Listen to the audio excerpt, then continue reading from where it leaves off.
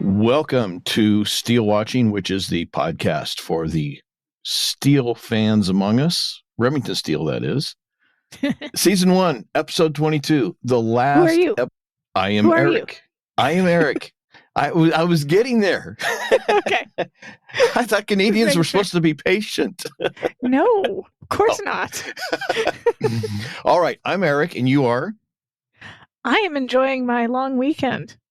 Oh, wait, my name. Sara. Yeah. Sorry. So when you introduce yourself, it's hi, my name is, I'm enjoying my long weekend. Okay. Yeah. Yeah. Sure, Anyway, why not?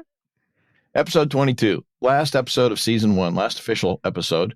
We will have a top 5 coming up, but last real episode, and everybody enjoy your time with Murphy and Bernice, because this is it. Yeah. Enjoy them while they last. Yes. They're never coming back. No. I mean, they're not dead or anything. They're just never returning. No. We've lost them somewhere. Anyway. Well, we lost them to a saxophone player in Denver. Yes. So, Denver. Mile High City. Can't breathe up there. Oh, okay. I was confused. No. It's like Mile High? What? Is it like the Mile High Club? No, get your mind out of family show. Anyway, Steele In Circulation first aired April 12th, 1983, was written by Lee Zlotoff and directed by Don Weiss. I went with the TV guide listing, but I have a point of contention with it. Ooh, TV guide, take note. But let's start with what they actually say. Here goes. It's touch and go as Laura and Remington try to thwart repeated attempts by a bank employee to end it all because he borrowed $50,000 for a few days to help a damsel in distress, only to have both the doe and the damsel disappear. Okay. He didn't borrow it. He stole it. I was going to say, borrow is not the word I would use. That's definitely And it wasn't $50,000. No, it wasn't $50,000. It was $2.3 million. Yeah. He only needed $50,000, but yeah, he borrowed $2.3 million. Well, he didn't borrow it. He stole it.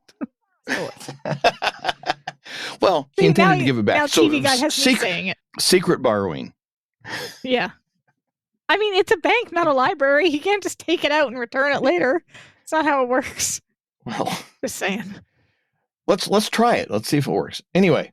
Okay, you do it and tell me how that goes. The episode opens with, I would say, one of the longer opening sequences. And for some reason, as I'm watching this, I want to break into the OJ's song, For the Love of Money. Money, money, money, money. Speaking of money, yes. I had a game I wanted to play to start this off. No. Can we do that? Oh, no. Can we do a game? Oh, no. Can we do a game, please? Okay, we can always edit it out later. Yeah, okay, sure. So, I was thinking about money, like what the actual cash, right? I thought it might be fun because I don't see American money very often, and you likely don't see Canadian money very often. So, I thought it would be fun to see whether or not we know who's on the base of the bills of like each other's money. It could be fun. Oh. Okay, so here's how it would go. I would give you some names, and you tell me which number bill they're on. I'll make it a little easier, because Canadian prime ministers probably aren't something a lot of people know about. No, they're not. So I'll give you a name, and you tell me if it's on the 10, the 5, the 100, the 50, or the 20, and then you do the same for me. And we'll see what we know. Okay. All right. You ready? All right. All right. The first one, Sir John A. Macdonald. He's on the Golden Arches. What? McDonald? No. McDonald's, no. Sir John A. McMoney. People often think our money is McMoney, but it's real, I swear. It buys us real stuff. I don't even know who he is. So he's our very first prime minister. Very first? Yes. Okay, so I'm going to say probably they want to have something impressive for him. So like on the 10? Yeah, good job. He's on the 10. See? Lucky guess. See? Lucky guess. All right, my turn. You give me a name and I'll guess who's on it. What number it is. Thomas Jefferson. Okay. I'm guessing he's a president? Mm-hmm. Okay. No, he was, yeah. It's not anymore. Okay. I'm going to go with the 10 as well. I kind of cheated.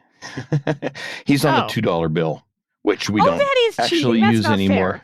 I could have used the $2 bill too that we don't use anymore, but I didn't. Hey, you made up the rules, which was no rules. Okay, fine. All right. So $2 bill. That's mean. Here comes yours. Robert Borden, who was also a prime minister during World War I. The 20. No, he's on the 100. Okay. I was going to go with 100 too. Your turn. Okay. Andrew Jackson. He's on the... I'm going with what I've seen in movies. I think he's on the 20. Yep. Woo, got it. I got one. Mm-hmm. Okay, your turn. William Lyon Mackenzie King. He's our longest reigning prime minister. 5. Nope. He's on the 50. Okay. Your turn. Benjamin Franklin. Oh, I do know this. He's on the 100. Yep. Because it's all about the Benjamins. All right. Sir Wilfrid Laurier. A lot of sirs in our money. Like sir this, sir that. I think Robert Borden might have been a sir too. They all get knighted. It's a thing. The 5, I'll say. Yeah, good job. He's on the 5. Hey, if I stick with one, eventually I'll get it, right? He's on the 5. Yep. Your turn. All right. Ulysses S. Grant. Oh, I have no clue. Okay, so he's probably not... I know who's on the 1. So he's either on the 5 or the 50. Or the 20? 20? No, we already had the 20. That was Andrew Jackson. We already had the 20. Okay, so he's on there either on the 5 or the 50. I'm going to guess the 50 because I'm assuming somebody more important's on the 5. Yes. Okay, cool. He's on the 50. Last one for ours. Because I didn't include bills that no longer exist. The 20. Hey, that's a low blow. Queen Elizabeth II. She's got to be on the 1. No, we don't have a $1 bill anymore. Although she was when we did have one. She was. We have the looming. Okay, then I win. No, she's still on a bill that we still have. Okay. Then it's got to be the 20. Yeah, she's on the 20. Okay. Although now it'll be Charles, I guess. Like, yeah. Hey, Chuck. Yeah, good old Chucky boy. Yeah, and Lincoln. The 5. Yep. Yeah, I think you got like 3 of them, and I got 2, and those were only because of wild guesses. So that's, I think, probably because we see your money more than you see our money. Mm-hmm. Ours is color coded though, so it's real easy, right? Like blue is 5, purple is 10, green is 20, red is 50, brown is 100. You don't even need to look. You just, yeah. All right, sorry. I've diverted us long enough. I just thought it might be fun. All right. Anyway, so we see Alfred Hollis. He's very nervous. And in this whole sequence, he's very nervous the whole time. He's at his desk. He's making phone calls. He calls somebody named Miss Hothmeyer, who we really have no clue what she is or what she does or what her job is. He just calls her and tells her, well, the currency shredder in Destruction Room 3 is acting up. So, yeah, well, we've called the repairman, cancel this afternoon's transfer from the vault and go on home. And then he goes down and collects a bunch of money while he's pushing a little cart around with his briefcase on top of it. And he goes down and he talks to the security guy and lets him into the room. And the guy handling the money gives him $2.3 million, supposedly to go to Destruction Room number 3, the one he just said was out of order. And then he goes up and goes to a room where he stuffs it all into his briefcase. And very confusing. Then eventually goes out to his car and stuffs it under the seat of his car. And then he's back in his office, nervously waiting for the end of the day. And then he goes out to a parking lot to get in his car with all that money, and car's gone. And of course, I forgot to mention that we saw a timestamp on this screen at the very beginning, Friday at 11:45 a.m. Yep. So after the end of the day, he goes out, doesn't find his car. And then the next day, which is Saturday, 9:18 a.m., we see a shot on a bridge, very high bridge. And the limo, the Steele agency limo, drives onto the bridge, and apparently it's had a flat tire. So Fred is out there working on the flat, trying to get it changed, and Steele's on the phone talking to Laura. And of course, she's not happy because he's supposed to be at a meeting in the office. Yeah. And he says, well, look, granted, I don't like the idea of having to come into work on Saturday morning, but I could think of a better excuse than a flat tire. This is true. He would have a much more elaborate excuse if it was fake. It would be something like murder most foul or yeah. Well, like he's coming up with that excuse here pretty quick, although true. Fake is a relative term. But we can see, we jump back and forth between Laura's side of the conversation and Steele's, and Laura has a client in their office, a guy named Cutler, who's had a bunch of fish stolen. Koi.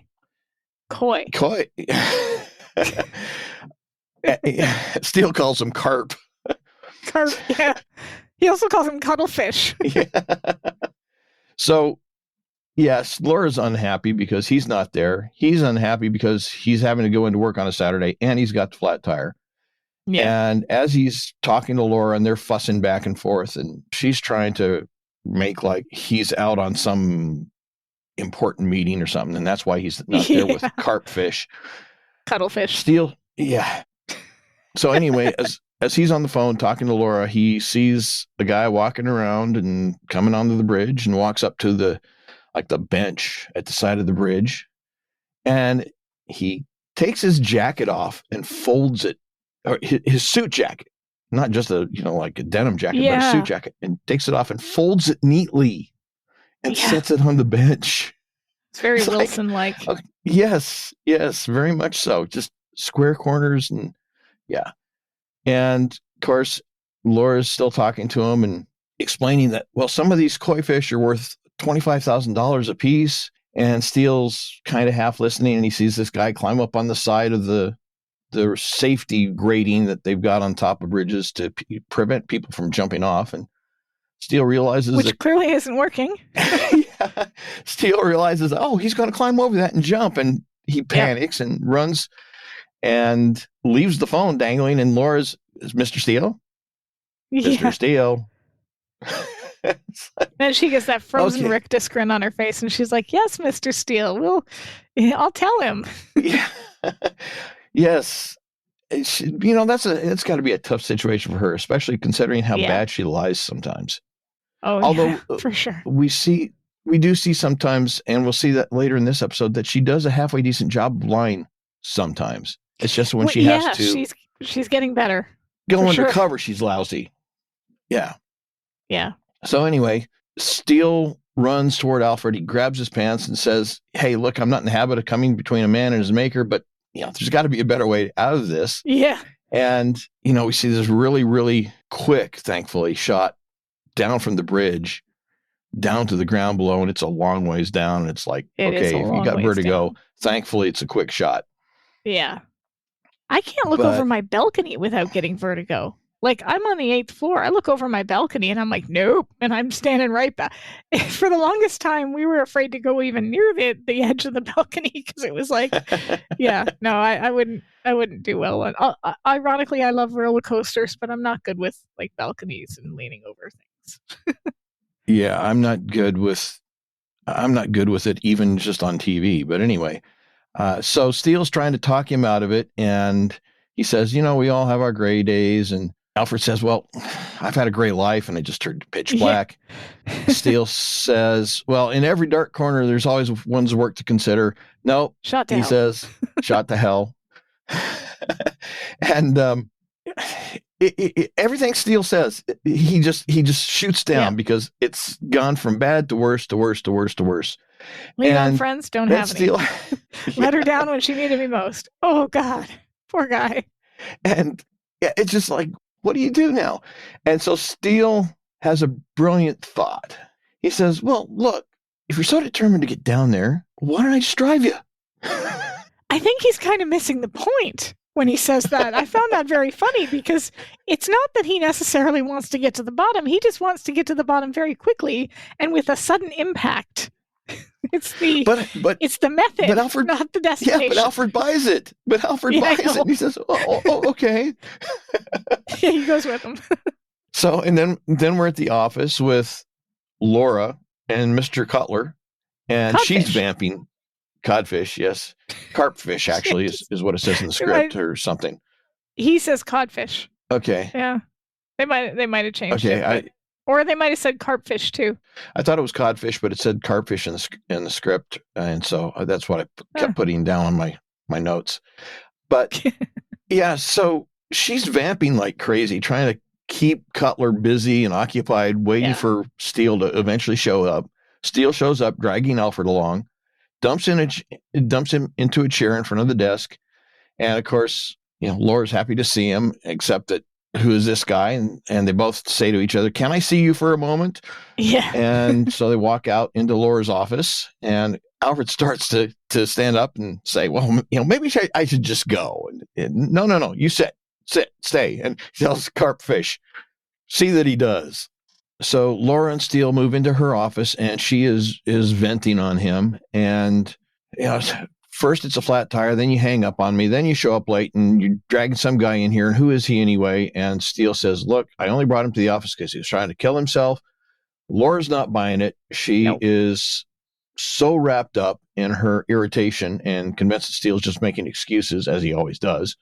That she's telling him, "Come on, you can come up with a more believable lie than that." And he continues ranting and raving and saying, "Look, I've never pulled a man off the bridge before. I'm not sure I could talk fast enough to stop him from trying it again." And of course, Laura finally realizes that, he's serious and just not making up excuses. It's one of those tone of voice, facial expression things. Mm-hmm.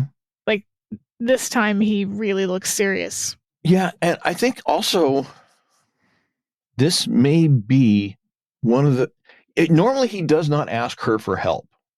No. There's only been a few times that he's done that. He did that with Felicia. He did that with Daniel, although it was after the fact with Daniel.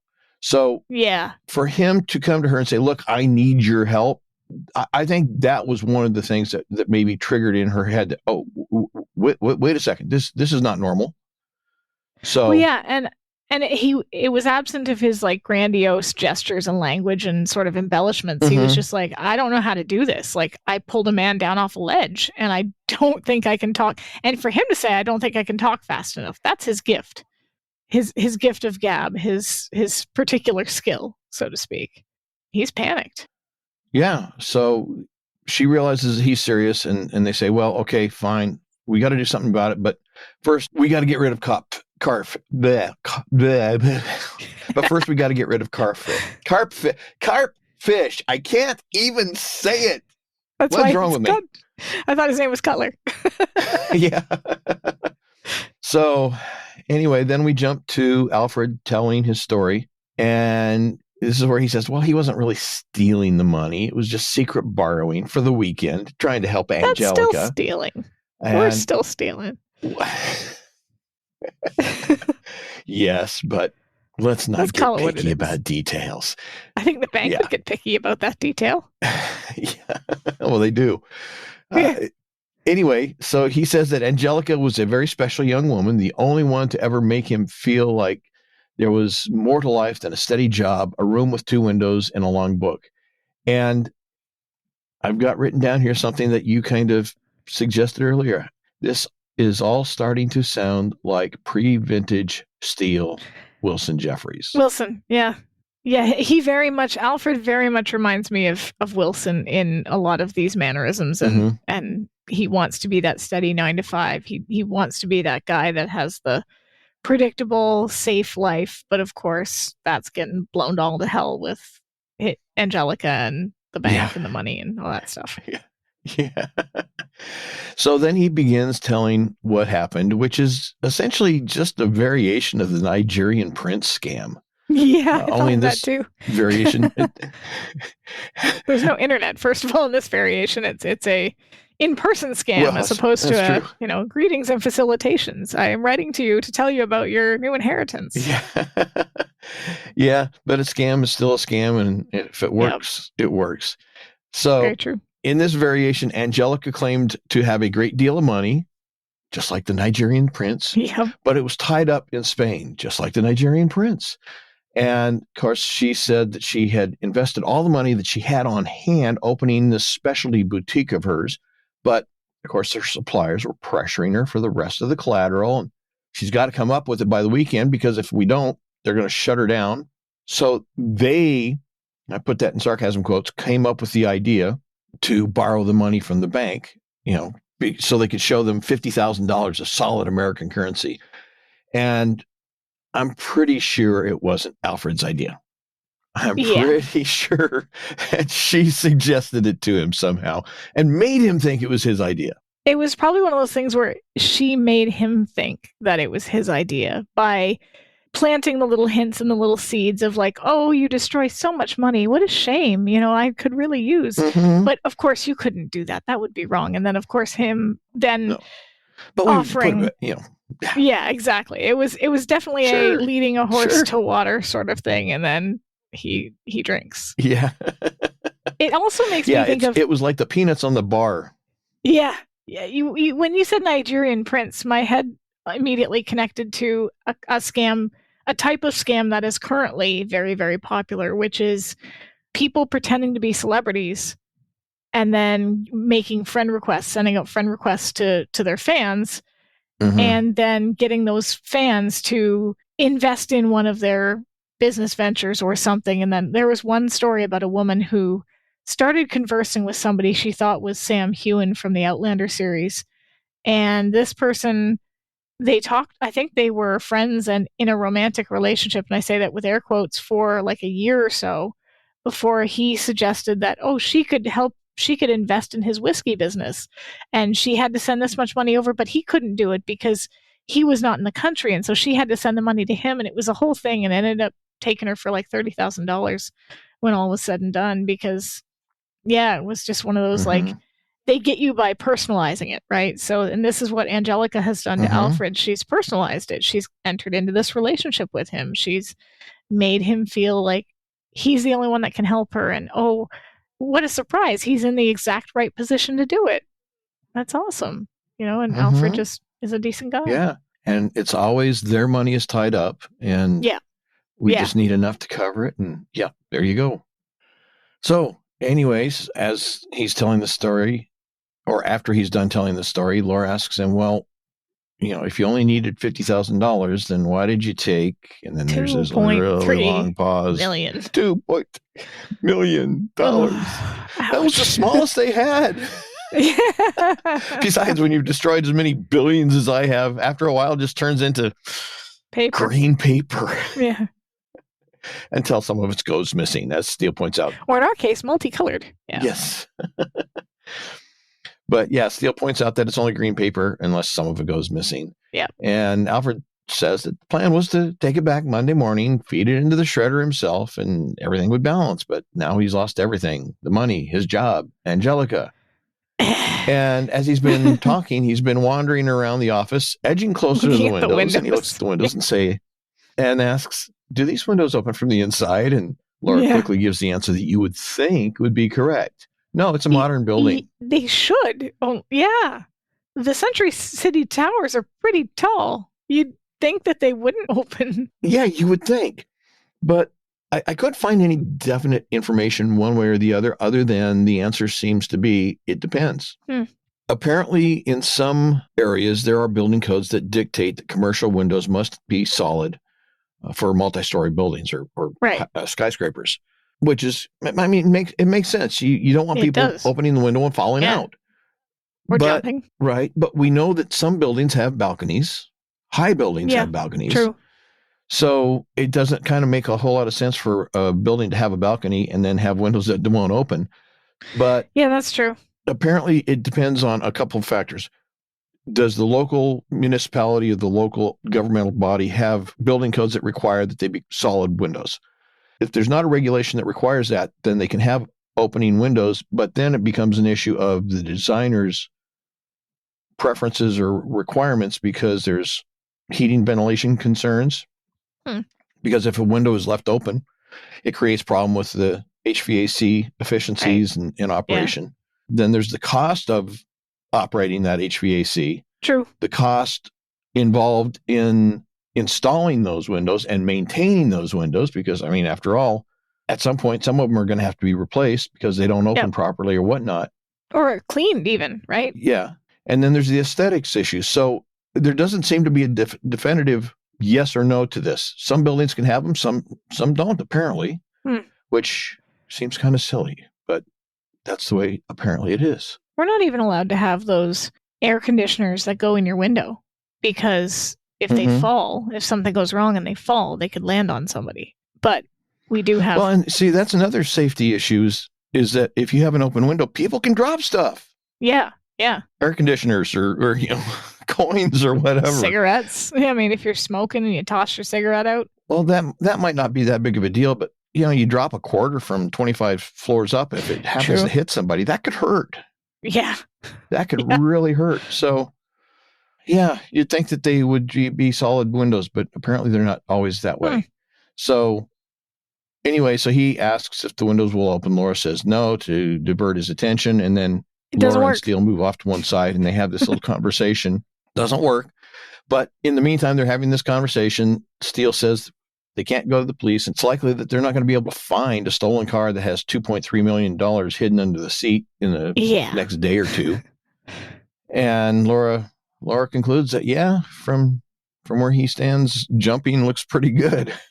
And I mean, that's like, if you're admitting, his life is in the crapper, it must look pretty good to jump.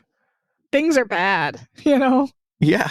I mean, it's understandable that he might feel that way, but if somebody else looks at it and says, you're right. They're like, your life really sucks, dude. Sorry about it. Oof. Yeah, it's pretty bad. But they hear a noise and they turn around and they see Alfred is climbing up onto the window ledge. Now, apparently he's got the window open. Yep. I couldn't really tell, but apparently he does. And they grab him and start hauling him out of the office and saying, we'd really love to meet this Angelica. His comment is, hey, I thought you said these windows didn't open. And then what happens next? Can I just sort of interject something really quick? Yeah. This is an episode that is technically really dark in the sense that they spend the entire episode trying to stop a man from committing suicide. Somehow, they do it in a way that doesn't make light of it. They do make light of it. I mean, in the sense that it's comical the way that he's looking for a window and the way he's doing all this stuff. But at the same time, it doesn't feel like they're mocking the concept of suicide in the sense. It doesn't feel like they're being insensitive about it. It feels more like, I don't know, they're taking they're somehow managing to lighten it without mocking it, I guess, if that makes sense. Yeah. Which isn't easy to do. It would be easy to come off as, oh, it's funny, he's trying to kill himself, which would be it wouldn't hold up, I think. Yeah. Yeah. It's one of those subjects that you have to be very, very careful with. You do. Yeah. So the ending of that scene, right after he says, I thought you said those windows didn't open. I would love to have a verified copy of the actual shooting script because after he says that, Laura says, oh, well, we were lying. And Steele says, well, we get the odd loose one now and then. Those two lines are not in the script. No. And so I'm wondering if they were added after the copy of the script that we have, which was like a month before that, less than a month before the air date, or if those were improvised lines by Pierce and Stephanie. It would be interesting to know. Yeah, that'd be good to know. One thing I noticed when Alfred was on that window ledge crawling up to get into the window to jump, Laura rushed kind of hurriedly to get to him. Steele didn't seem to be in that big of a hurry. He just sort of stood there, yeah. I guess his philosophy was, well, I already did this once. Now it's your turn. It's your turn. Kind of like with the kid in the middle of the night. Yeah. Like the kid in the middle of the night, he's crying. I got up and fed him last time. You do it now. I got it last time. You need to, yeah. So next we see Alfred and Angelica's apartment building. And Laura and Steele are guiding Alfred gently but firmly, guiding him to Angelica's apartment. And Alfred is still, down on himself about having failed Angelica, saying he doesn't think he could face her. But Laura somewhat condescendingly says that if Angelica is really all that he says she is, she'll understand. I mean, it's one of those things that if Angelica really was all that he thought she was, but it's a bit presumptuous on her part to make that kind of a statement, I think. I think she's just saying it in the hopes of giving him something to hold on to, because at the moment he's got nothing. Oh, that could be. Right. And if she says, yeah, Angelica is totally going to dump you, that's not going to do wonders for his mental health. That's true. Oh, right? Yeah. Here, let me throw a little more dirt on the pile here. So they get to the door and Steele knocks and there's no answer. And Alfred says, well, she's not here. Let's go. And Steele says, no. Knock again. And Laura says, we'll wait until she comes back. Alfred makes the excuse of, well, he doesn't have a key and they can't stand out there in the hall all day. And Steele says, well, not a problem. And he reaches into Laura's purse, or Laura reaches into her purse and pulls out a lockpick set and hands it to Steele. And that's illegal. Poor Alfred. Oh, wait a minute. Exactly. Yeah, look who's talking. Yeah. So. It's just kind of like such a wonderfully bizarre little moment, because he's recognizing that this is something that makes him uncomfortable, doing something illegal, breaking into somebody's house. And yet it's kind of like how, again, stealing with Wilson, $2.3 million is not a big deal. Yeah, it's kind of like how Wilson stole a body, but is still uncomfortable with breaking into a monastery, right? I'm still the vice president of the bank. Yes, there is that similarity too. So Steele gets the door unlocked and they walk in and the place is bare. Well, not really bare. It's basically abandoned. There's a lot of furniture. There's a lot of sheets all over the furniture and everything's covered with dust, which comes up to a question in just a minute. So it looks like the place hasn't been occupied for a very long time. And when they step in, Alfred is dumbfounded and Steele says, are you sure this is the correct apartment? And Alfred he doesn't understand. And Laura picks up a newspaper from one of the sheet-covered pieces of furniture and blows dust off of it. And the dust blows into Remington's face and onto his suit. And in an apparently unscripted moment, Pierce gives a cough and brushes the dust off of his suit, which, nice touch. Yeah. And, of course, Laura says what everybody's thinking. Nobody's been here for a while. Yeah. And at that moment, the apartment manager enters and says, hey, what's going on here? And Alfred is, where's Angelica? Where's Angelica? And she has no clue what he's talking about.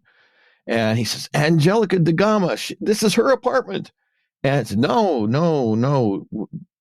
This apartment belongs to the Dubins. They've been in Europe for the past year, and I've never heard of anybody named Angelica da Gama.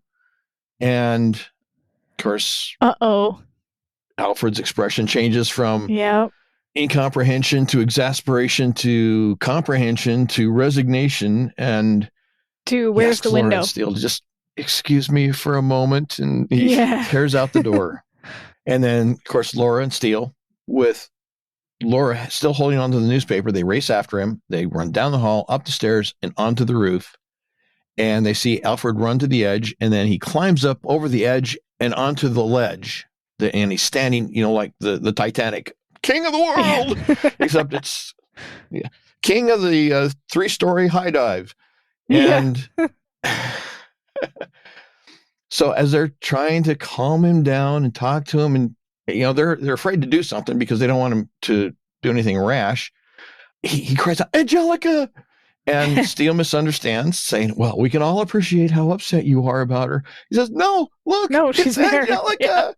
And he falls on. and he falls off the ledge. Yeah. And Laura and Steele rush over, and there's a overhang that he was on. And he kind of stands up and says, "There's Angelica." And they see her driving off in a convertible car down on the street. Can we go back for just a second? I'm wondering about the apartment. I don't know about you. I mean, I'm not a like super clean freak or whatever, but we clean our apartment. It's usually pretty clean. And I gotta wonder, how did they get that much dust all over everything? Did somebody come in and just like pour it all over the... Because obviously Angelica had been using it and pretending it was her place. And then when she cleared out... That was the question I had. Yeah. That was the question I had, because he says, I was in this apartment. This is where I had my first sangria. Yeah, so she must have...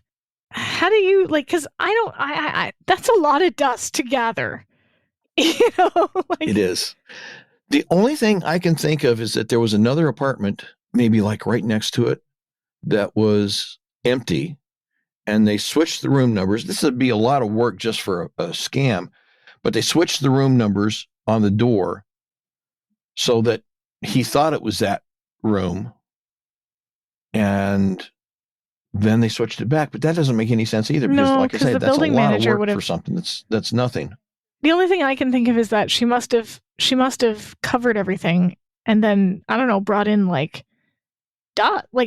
sand or something that you would just sprinkle like all over everything to make it look as if it hadn't been occupied, and then place the newspaper there. But what would be the point of it, though? See, that's to the discredit... part that doesn't make sense. Why would you do that? That's part of the gaslight thing, though.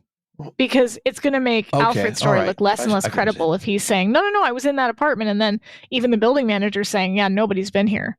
It's been empty. Yeah. But sand and dust are definitely distinguishable as being different. And it looks like, and they even talk about it being dust. So, yeah, that's a tough one. Yeah, it is confusing. Unless you can get... Can you get fake dust? I don't know if it's fake dust, but can you get dust from like a prop store or something? I don't know. Maybe that would be a possibility. Usually, like I know, for example, when they use snow, when they try to do snow anywhere that's not in Canada, they use like potato flakes. We can answer the question just by virtue of the fact that they did it in the scene. So obviously, you can get it. So they obviously had something. You're right. Hello, dummy. That's a good point. Where's Don Rickles when I need an insult? It's fake dust in the scene, so they have to have some type of fake dust. So, yeah. So, okay. So, we're a bright light. We're two bright lights everybody, right here. Stop screaming at your podcast player. Stop screaming at your podcast player that I'm an idiot. I know it. Idiots. They had it in the scene. What are you talking about? Sorry. We're not the sharpest crayons in the box right now. Yeah. Anyway, it's Saturday afternoon, 12:45 p.m. Laura, Steele, and Alfred are in the limo, and Laura's looking at the newspaper, and this is where Alfred says, "But I drank my first glass of sangria in that apartment. Tasted my first smoked oyster. I know she lived there." And Laura surprises Alfred by saying, yeah, she believes him, because according to the landlady, the apartment's been empty for the prior year, but the newspaper that Laura had picked up and was still carrying and had with her in the limo was only a week old. So Steele asks if she's suggesting gaslight, which is our first movie reference. And of course, Alfred doesn't have a clue what they're talking about. And Steele says, Charles Boyer, Ingrid Bergman, MGM 1944. And interestingly enough, the term is now used in psychology, widely used in psychology, to reference anybody that is attempting to make you question your sanity. Or it's a term used in, say, relationships and things like that, where if you are in an abusive relationship, oftentimes you are being gaslit by the other person, which of course corresponds with the plot of the film, where one person is being made to feel like or doubt their reality, doubt their sanity, doubt their experience or what they're seeing or feeling. So, if you've got two people that are fighting and the other person saying, well, no, you're crazy, I never said that, or you're thinking this or you're thinking that. So it's now like a recognized psychological concept of gaslighting. I even researched a definition of it. So basically, it's a mental. Not all real life examples are so diabolical. To gaslight someone is to make them doubt their reality or their sanity. Which I thought was interesting. Yeah, it's interesting how something that doesn't necessarily mean one thing grows to mean that just because of how it's used at some point. Yeah. And I doubt anybody who's ever used that term, because I know people that have said, oh yeah, that person's totally gaslighting you, or I was gaslit, and probably don't even realize it was ever from a film. Mm-hmm. Yeah. So anyway, after Steele makes that movie reference and Alfred has no clue what's going on, what they're talking about, Laura tries to connect the dots, saying that, well, Angelica appears to vanish without a trace just a day after the money does. And of course, the light starts going on in Alfred's brain, and poor Alfred. He gets more agitated when he realizes that Laura's suggesting that his car being stolen with the money in it wasn't a coincidence. Really? You think? Steele tries to calm him down, saying, no, wait a minute. It might be. It's not necessarily sinister. Hundreds or dozens of cars are stolen every day in the area, hundreds even. Of course, we all know that it's too coincidental to be a coincidence. And for sure. Alfred, he's got the bit in his teeth and he's running with it. And he says that Angela knew that he'd be taking the money out instead of destroying it. And that Laura's implication is pretty clear. Angelica took it. Yeah. And Laura tries to change the direction of the conversation and get Alfred's mind off of Angelica's probable betrayal, asking about the boutique she opened. What was the name of it? Broken Promises. And despite the irony of the name, great name for a story. The irony of their name, there is no irony in Alfred's voice when he says that. Broken Promises. No. It's not irony in his voice. It's more like sadness and From a business perspective, I get that it's like a punk shop, but I don't know. It seems like bad luck to name your store Broken Promises, and it's not even her store, as we find out. But yeah. And of course, he realizes that apparently Angelica was just using him, and Steele again tries to reassure him that by saying that sometimes you have to look beyond the mere facts. And Alfred appears to calm down momentarily, saying, he understands now and everything's going to be okay. And after this calm, quiet moment, he leaps across Laura's lap and grabs the car door and opens it, trying to throw himself out. And of course, Laura grabs Alfred and Steele grabs Laura, and all three of them are hanging out of the car and hanging that's one of the by the credit armrest of the door that's wide open. Yeah. Yes. That's one of the scenes we see in the opening credit sequence. And it's one of those things. I sort of thought this as I was watching through the episode, that neither one of them are very good at talking. Now, granted, this is not their profession. They're not negotiators on suicide, people who are trying to commit suicide, but neither one of them are very good at giving him a reason to live. Like, they're literally, they're the few times where they do attempt to reassure him, it's blind platitudes and things are going to be fine. I'm sure it's fine. It's not good. Yeah, it's one of those, every time you open your mouth, you just make it worse. Yeah. Things, Yeah. And they're always saying the wrong thing. Yeah. But so they're struggling with Alfred to try and pull him and themselves back in the limo. And of course, we hear the truck horn blowing, and Steele glances up through the window, sees the semi headed their way. And with one final desperate effort, they manage to get Alfred and themselves back into the car, and the door closed just as the truck passes by. And as they're sitting in their seats, trying to recover from their near fatal ordeal, Laura says, well, I've just had another thought. Let's try something else. Sounds like a good plan. Yeah, it really does. So we see the inside of an apartment, paintings on the wall, stairs climbing to an upper loft area. And we hear the sound of a persistent and repeated door buzzer. And I love the description given in the script. Inexpensive bachelor chic. Lots of stereo gadgetry prominently placed with a secondary motif of sports equipment, baseball gloves and bats, basketballs, fencing foils hung on the walls, trophies here and there, etc. The door buzzes. It's one of those ugly buzzers you always plan to replace, but never do. That's very specific. I love it. And that is an obnoxious buzzer, I'll tell you. Yeah, it is. But then we see an obviously irritated Murphy coming down the stairs, dressed only in his boxers, trying to put on a T-shirt, hollering, all right, I'm coming. And this is the first and last time we see Murphy's place. Mm-hmm. Yes. We've seen Laura's, we've seen Steele's, we haven't seen Bernice's. No. But yeah, the one and only time we see Murphy's. Yeah. He paddles to the door, opens it a crack, sees Laura, and she just pushes her way in, followed by Steele and Alfred. No, hey Murph. Hi. Sorry to interrupt you. Yeah. No, we brought a 3-bean salad. Yeah, nothing. And a suicidal client. Yes.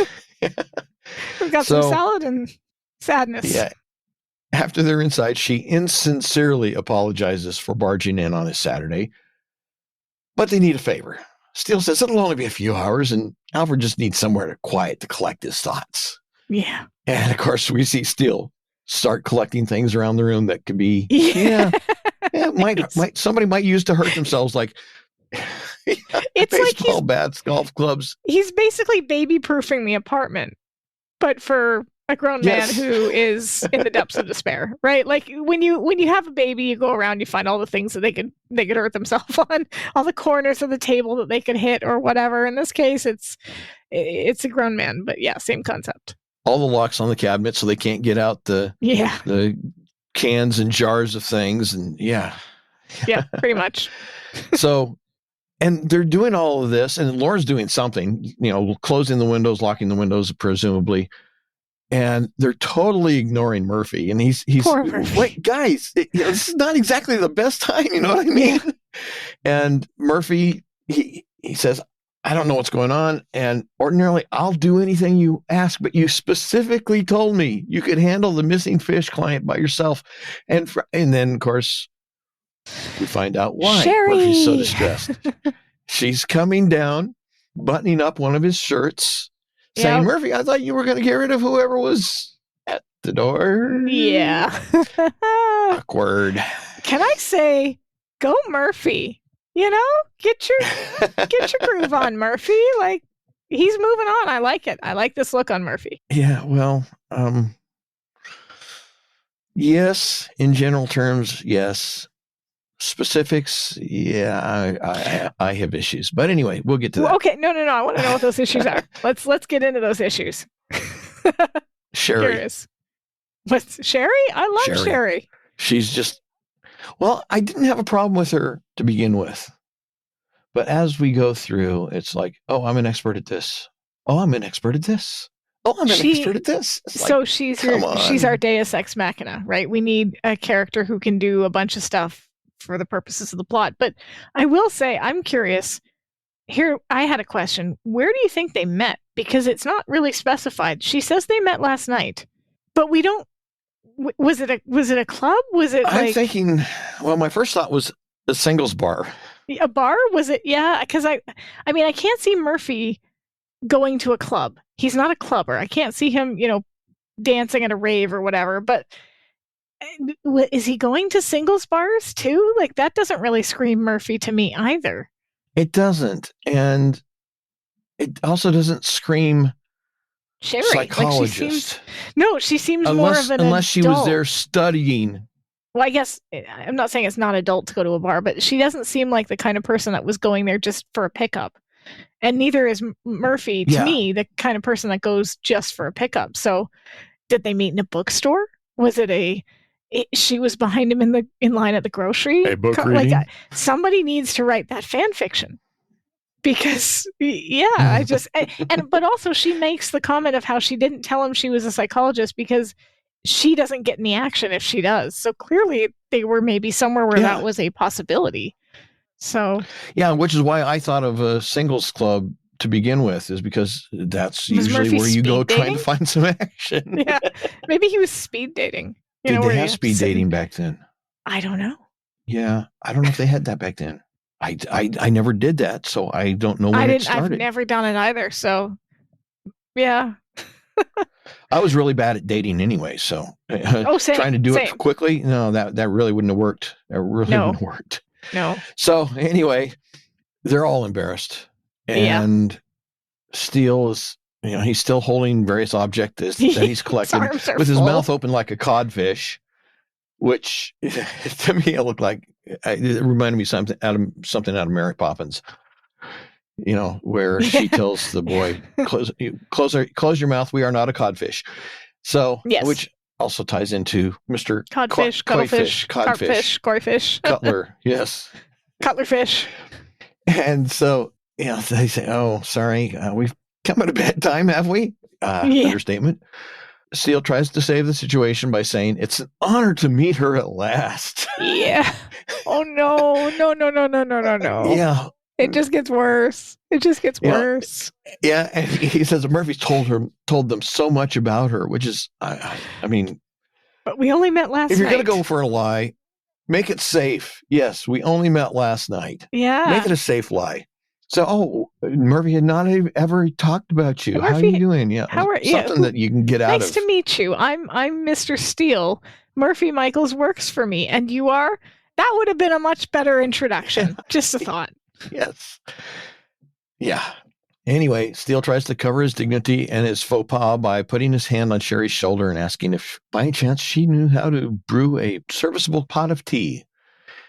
And she looks down at his... this was interesting. She looks down at his shoulder very suspiciously.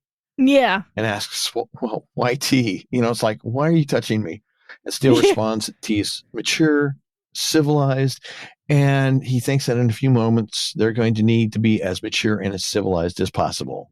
I would also... When they interrupt Murphy's weekend, totally. Yeah. And poor Murphy, I mean, he's clearly hoping to get more action, so to speak. But I would also point out that the very first episode when he met Laura and Bernice, and this will circle back at the very end of the episode, Bernice offered to make some coffee, some tea, a fresh pot of hot water. Mm-hmm. And now he's asking Sherry to make some tea. And I mean, British stereotype, right? Tea is the cure for everything. Tea fixes everything. So, of course, he circles back around to, I think we're going to need to be as mature and civilized, and tea is such a civilized drink. So and yeah, Sherry is not, I do like the fact that Sherry is not charmed by him immediately. She's, like you said, looking down at her. She's like, why are you touching me? Who are you? I don't. So, yeah, it's cute. Yeah. It's a cute little scene. So after Steele makes that comment about the tea, everybody's obviously still uncomfortable. Murphy looks away from Steele with a disgusted look on his face, as you would expect. He is not happy. No. And Laura has a look on her face almost like she's swallowed something that disgusting, but she doesn't want to show it. And Alfred's face is a blank. And I think she's just not used to seeing Murphy as a,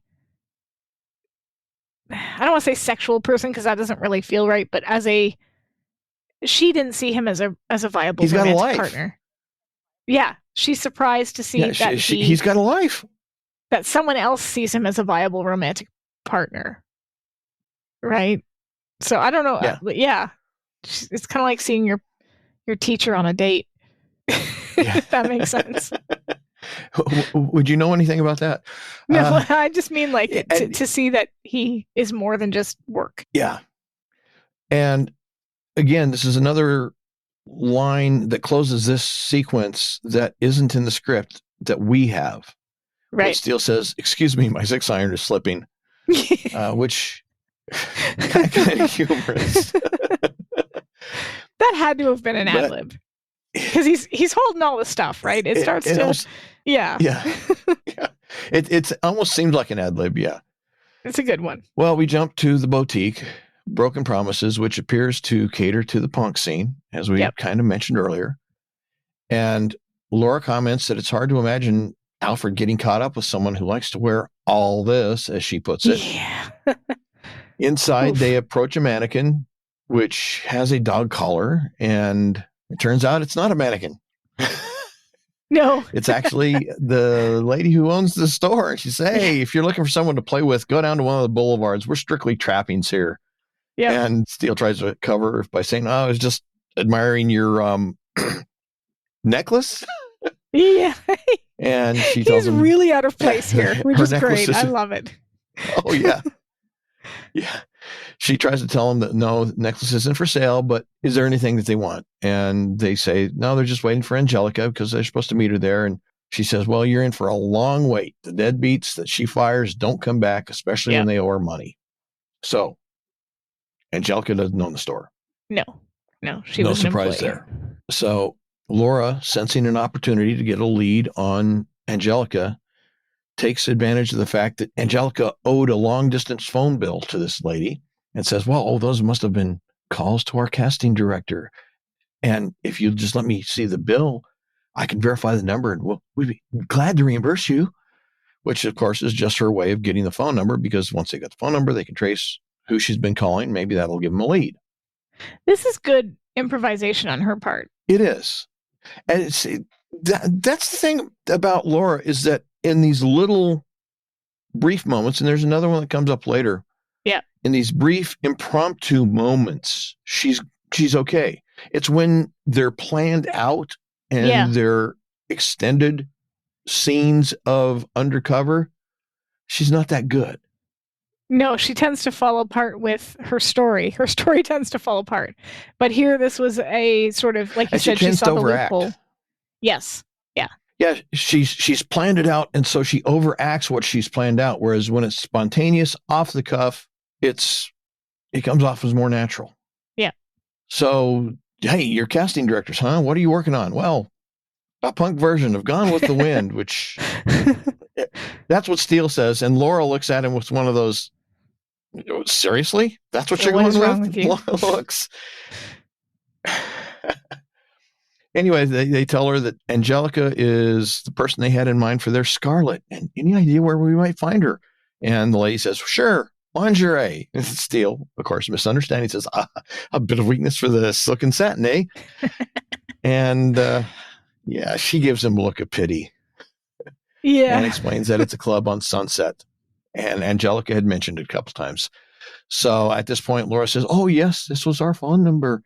Here's your bill, and here's some money. And can we talk about their phone and Steele's little comment on the phone? Yeah, I was going to say, Laura asks to borrow the phone, and the lady says, sure, it's right there. And it's the hand handy. and the stomach of the mannequin.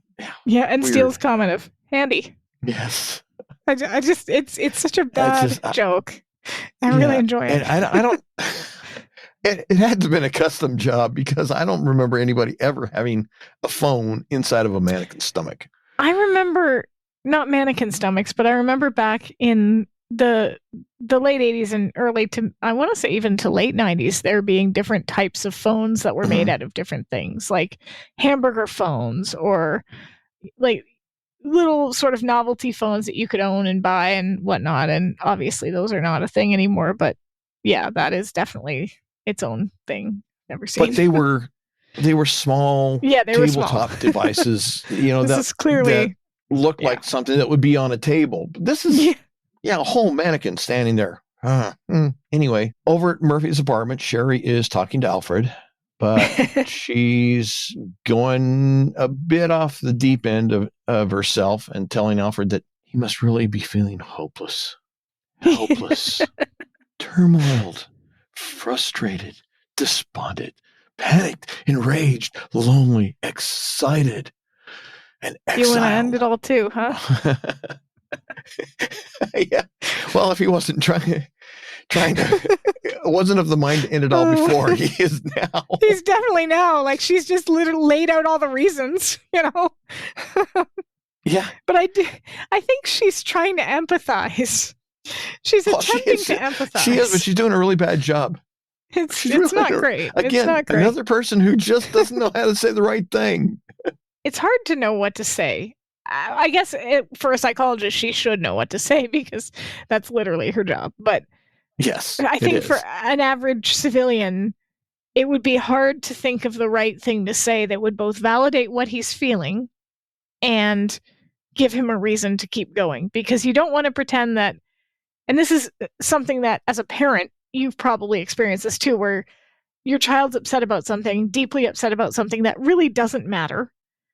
But you have to find that balance of empathizing and validating with what their feelings are. Like, I understand you're upset, but also keeping them from taking it to a more, having a temper tantrum or freak out or whatever you want to call it, because it's not that big a deal. So she's trying to find that middle ground of naming all of his feelings and validating them, but she does it a little too much validation of the feelings. Yeah. And not enough of the, here's why here's why you should keep going. Here's what you might still have to live for. Yeah.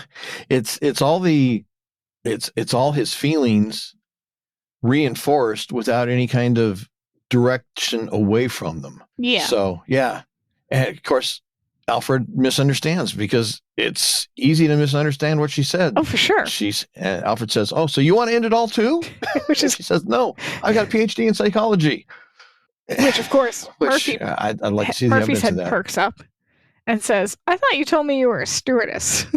Which, yeah. This is where your line. Only she tells it to Alfred, not to Murphy. She says, "You tell a man you're a doctor of psychology, you end up going home by yourself.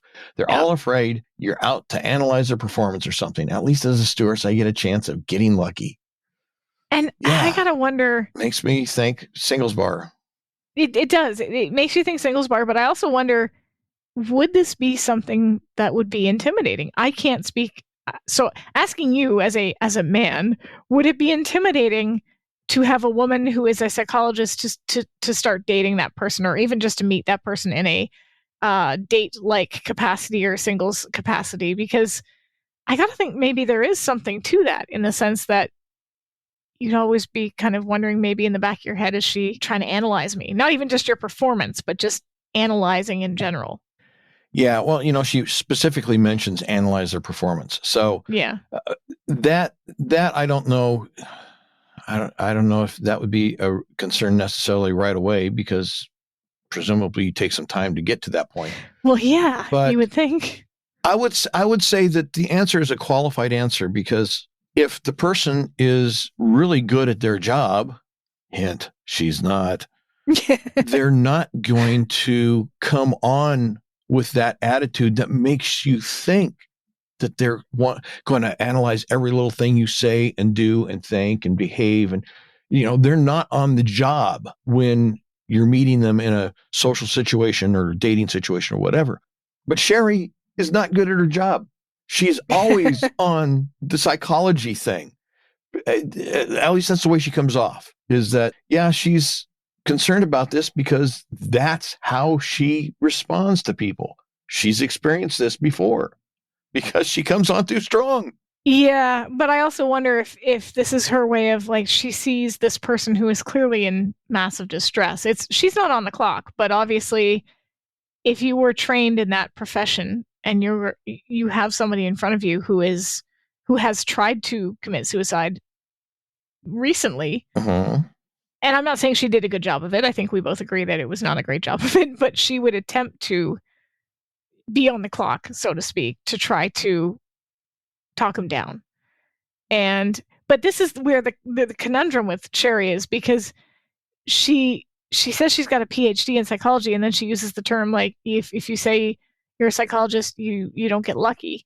And I'm okay. I mean, I guess a psychologist could say, I want to get lucky, but it feels more of like something Murphy would say, as opposed to, yeah, I don't know.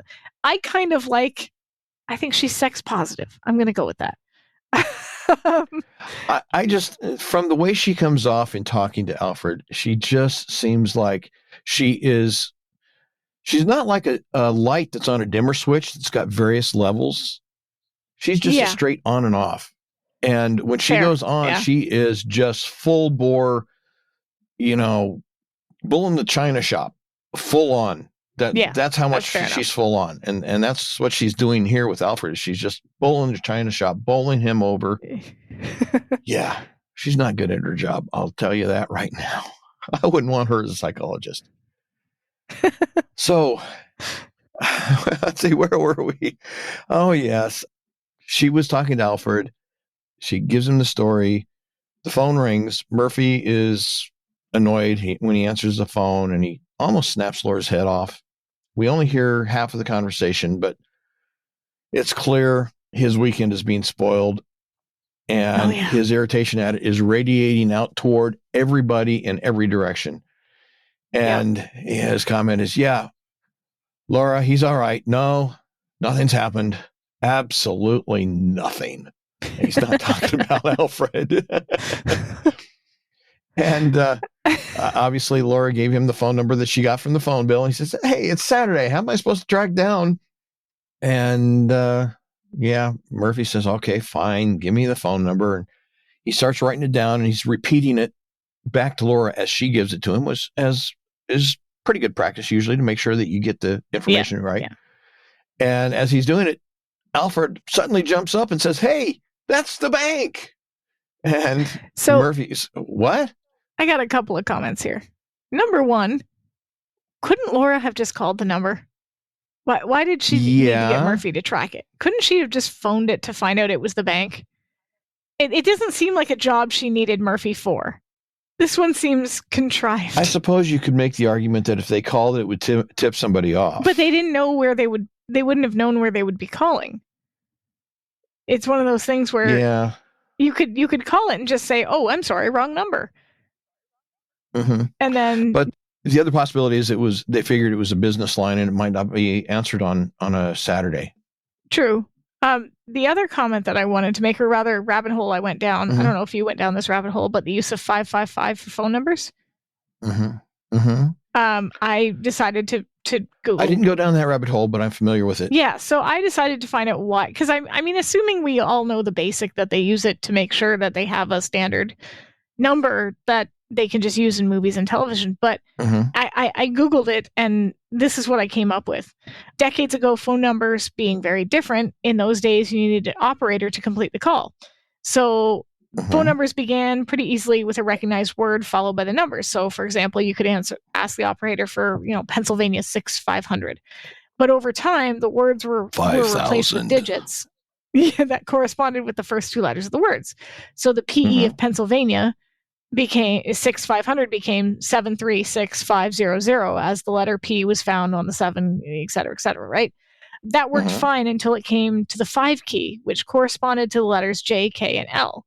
Not many major cities began with those combination of letters, so the phone companies kept 555 numbers for internal use only, and it became the number for directory assistance.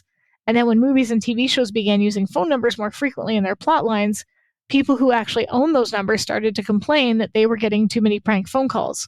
So the phone companies reserved 555-0100 through to 555-0199 for fictional use. And some films as far back as the early 60s used the 555 prefix.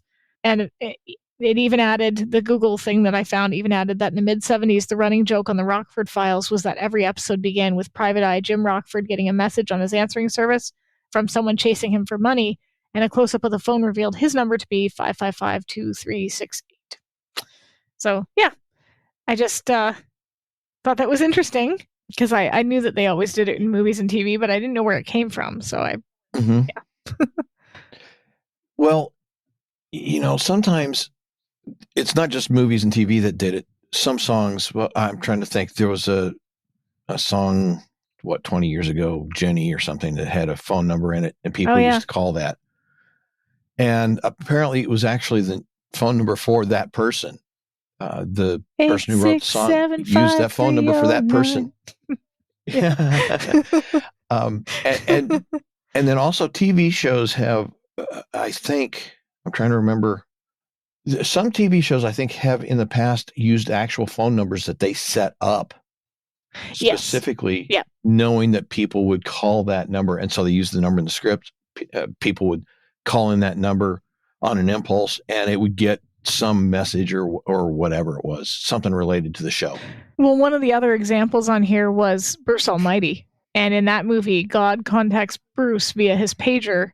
And that was one of the ones where they didn't use 555. The number that showed up was 776-2323.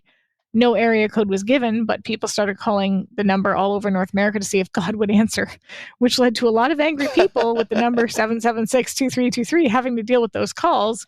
One of them was a pastor in Wisconsin who would respond to the question, "Are you God?" by saying, "No, but I can take a message."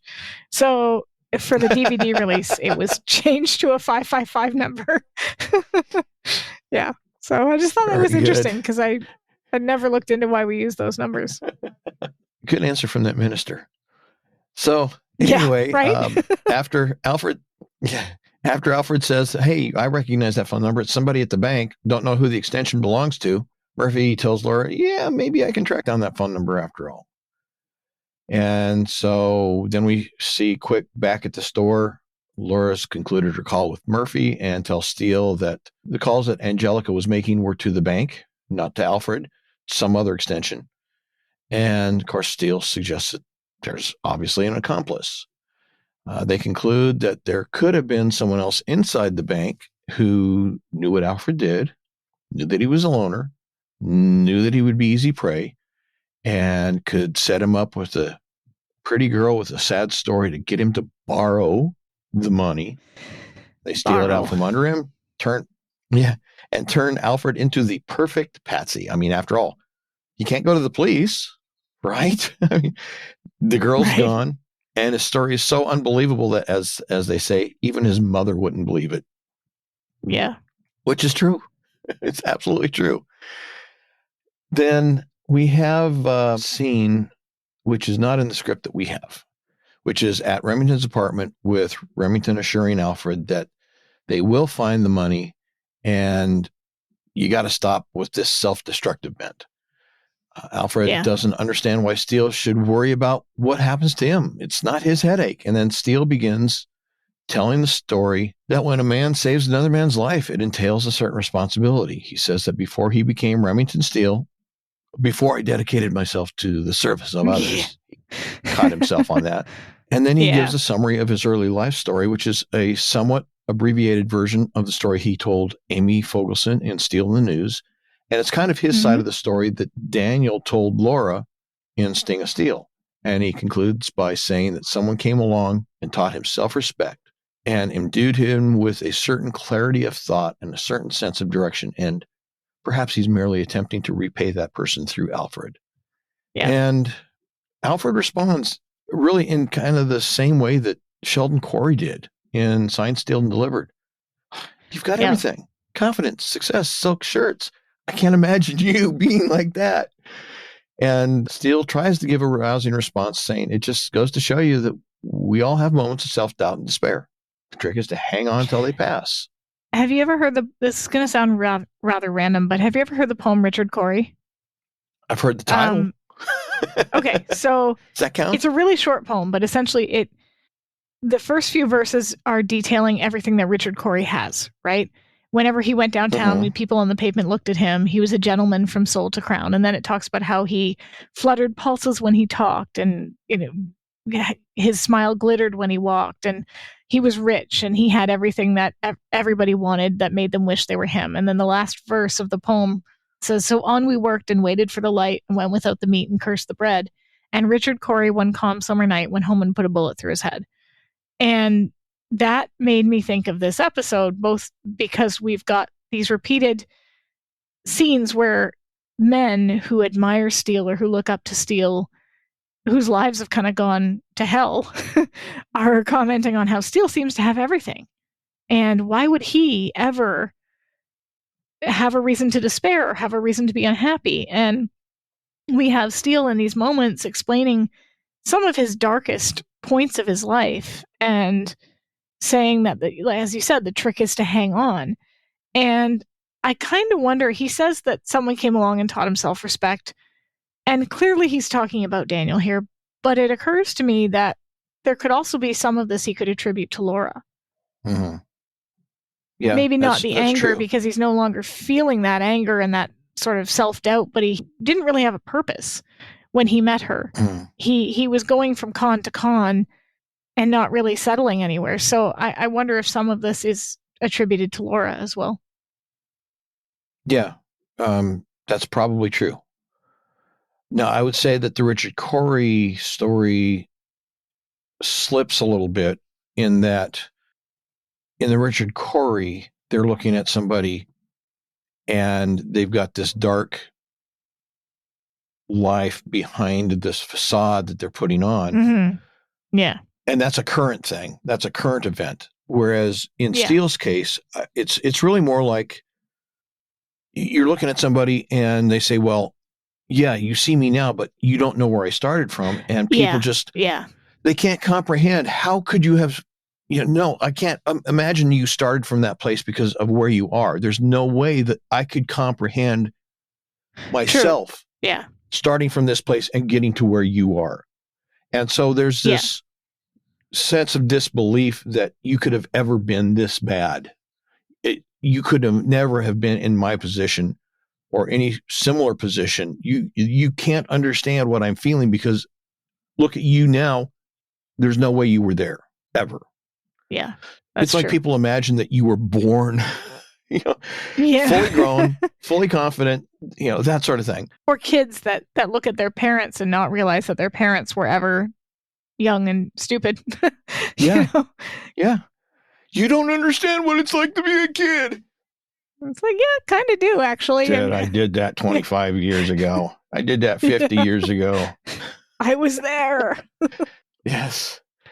So next we're at the bank, and Alfred, Laura, and Steele are being escorted by the security guard that we saw previously.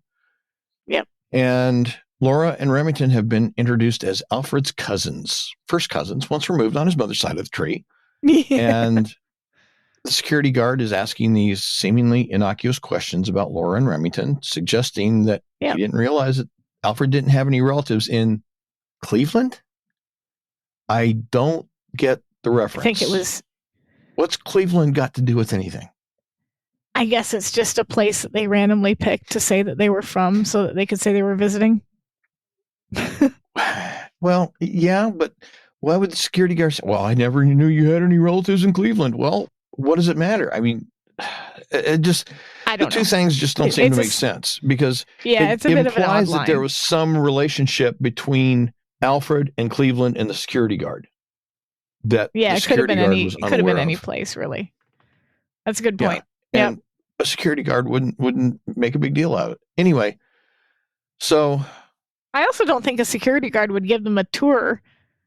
Like, it seems I'm a little confused about this. This is the Federal Reserve. It's not.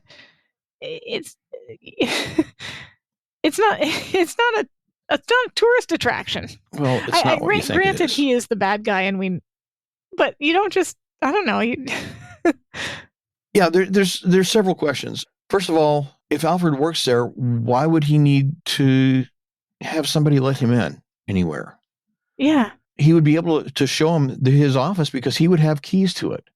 So obviously the office that they're going into, and it's really not an office. So from what I could see, it looks like it's a conference room.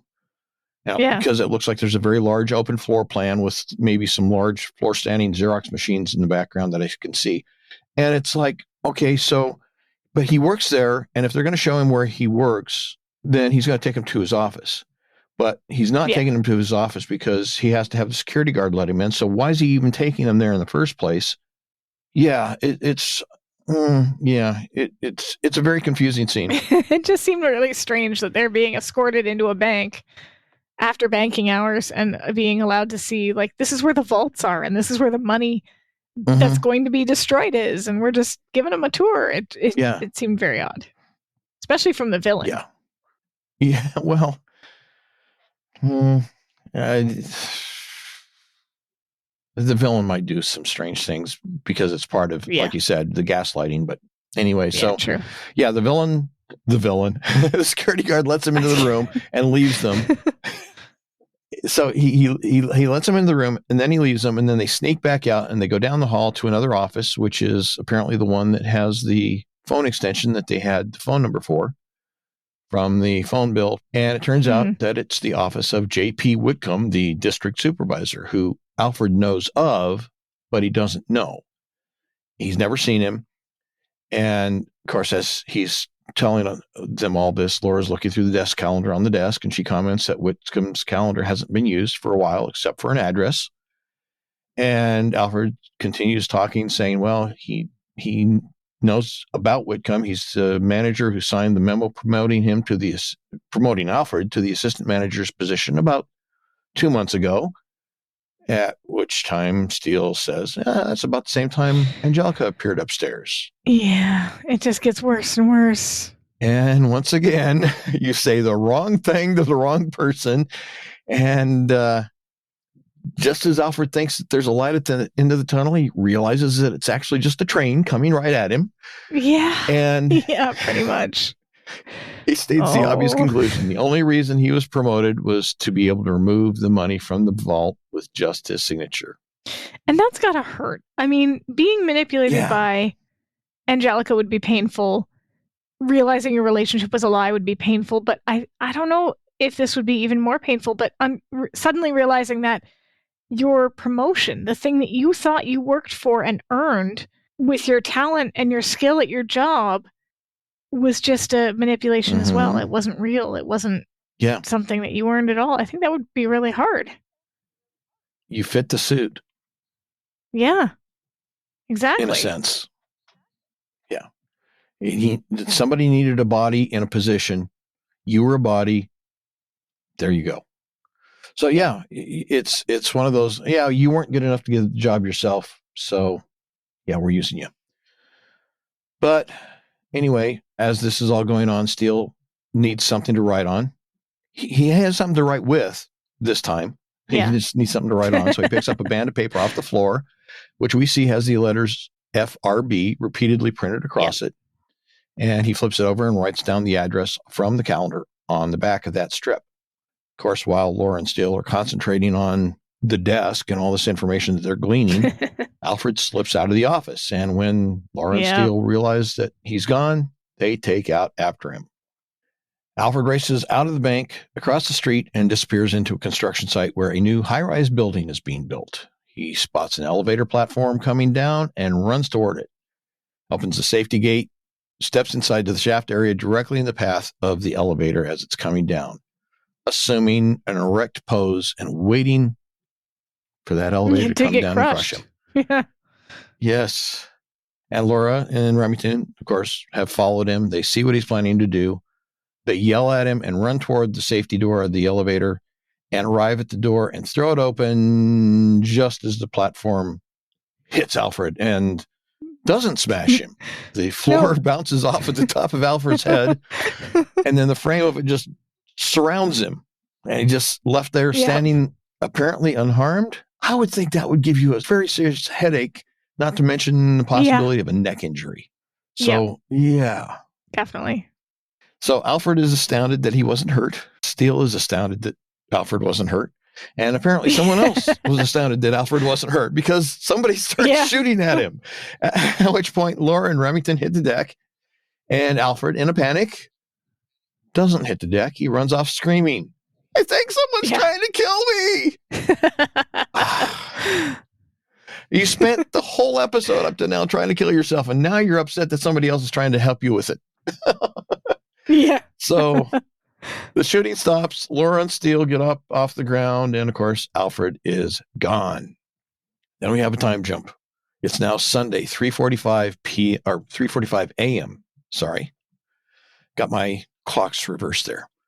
So 3:45 a.m. Sunday morning. Murphy and Sherry are back at the agency's office making phone calls, trying to find Alfred when Laura and Remington come in. And Murphy updates him. He says he's tried Alfred's house, he's tried the bank, tried all the hospitals, nothing. He's just gone. And Steele loses it. I think this is one of the first times we've really seen him totally lose it. Yeah, he gets really upset. And I think... Yeah, can you think of any other time he's responded like this? Not in this season. I mean, we'll see a few others later on, but this, I think, is particularly personal as he has spent this entire episode trying to help Alfred, and he does see... He had that moment with Alfred where he said, "You got to hang on. It's going to get better."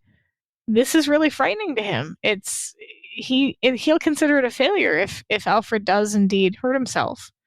And so, yeah, this is probably the first time we've really seen him get this upset. Yeah. And his comment is, "We're not going to find him on the telephone." I mean, I can understand the frustration, but at the same point, you just don't go running off hither and yon on impulses and whims. You got to have some sort of plan. You have to have some idea of where you're going. And so, yeah, he's being a little bit unreasonable and a little bit hard on Murphy. here, I think, unfairly. Yeah. Because he bites his head off. What else is there to do? Yeah, absolutely. Well, he regains some composure, and Laura says, look, we're all trying to find Alfred. And Steele suggests, well, let's check the beaches of the train stations, and references the scene from A Star is Born and Anna Karenina. And then here's where Sherry starts going downhill for me. She chimes in, or the reservoir where Richard Chamberlain drank contaminated water in The Music Lovers, which is a movie reference that isn't in Judith's book, presumably because it's not Steele delivering it. Yeah. Yeah. But, Steele and Murphy both look at her in surprise, though each, I think, has got a different flavor of that surprise. Steele is looking at Sherry, maybe as a kindred spirit, and Murphy's confused because who is this woman? First she's a stewardess, then she was a psychologist, now she's a movie buff? I think that Murphy looks properly horrified. He's now like, maybe in his mind going, wait a minute, is she the female version of Steele? Did I just sleep with Steele? That kind of, not exactly, but there's a psychoanalysis moment to be had here. And I will say, I don't think this is where Sherry goes downhill for me. It's perfectly logical that she could be a pop culture fan or like movies. I think it's later on where she has the ability to work the crane that I'm like, okay, this is a little much. But I think this is a quirk of personality. But for me, this is the first step. For me, this is the first step because it just happens to come up at a moment's notice, and it just happens to be the perfect solution or possible solution to a problem. It was just a little bit too convenient for me is all I'm saying. All I'm saying too is that she hid her identity and knows a ton about movies. And that's the other thing that I think Murphy's experiencing here is that he's looking at, okay, she says she's a stewardess, and she says she's a psychologist. Now she's a movie buff. I'm starting to have some serious concerns about this woman's psychological stabilities. Either that or she's a female version of Mr. Steele and Murphy had sex with her. Family show. Okay, Murphy spent time with her, and he's, I think, a little horrified right now with the implications of what he's done, which I enjoy. Well, anyway, Murphy surrenders and says, fine, Sherry can do the movies, he'll do the driving, and then they exit. Laura wonders out loud the same question that you asked earlier. Yeah. Where did Murphy meet her? But she realizes that Steele is not doing so well. He's burdened with guilt, saying, you pull someone off the bridge, you think you're doing them a favor, but every corner we turn around on this one seems to just make it worse for him. And he's not wrong. Exactly. I mean, as he says, at least before, Alfred believed he had a girlfriend and a promotion. What does he have now? I've destroyed it all, basically, is what he's saying. Yeah. And of course, Laura responds with, well, he has you. And I know Laura means that as some sort of assurance, but he doesn't seem to take it that way. He is really down on himself right now. No. And but I think it's a good moment to show that while he doesn't see himself as somebody of value in the sense of being important enough to help a man like Alfred, Laura does. And this is, I think, more of a line that's meant to show us, the viewer, that she is starting to see him as more than just this guy that screws up her cases a lot and she has an attraction to. Mm-hmm. She's starting to see that there's a side of him that is genuinely compassionate towards others and needs to help and wants to help and is able to inspire people or help. Like, she sees him as a person of value, even if he doesn't see it.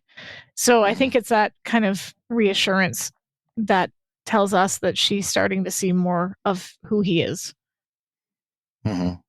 From his perspective, though, I mean, he's obviously down on himself because every time he turns around, he's knocking down another wall that Alfred has been invested in. He's built around himself, and now Steele's knocking it all down.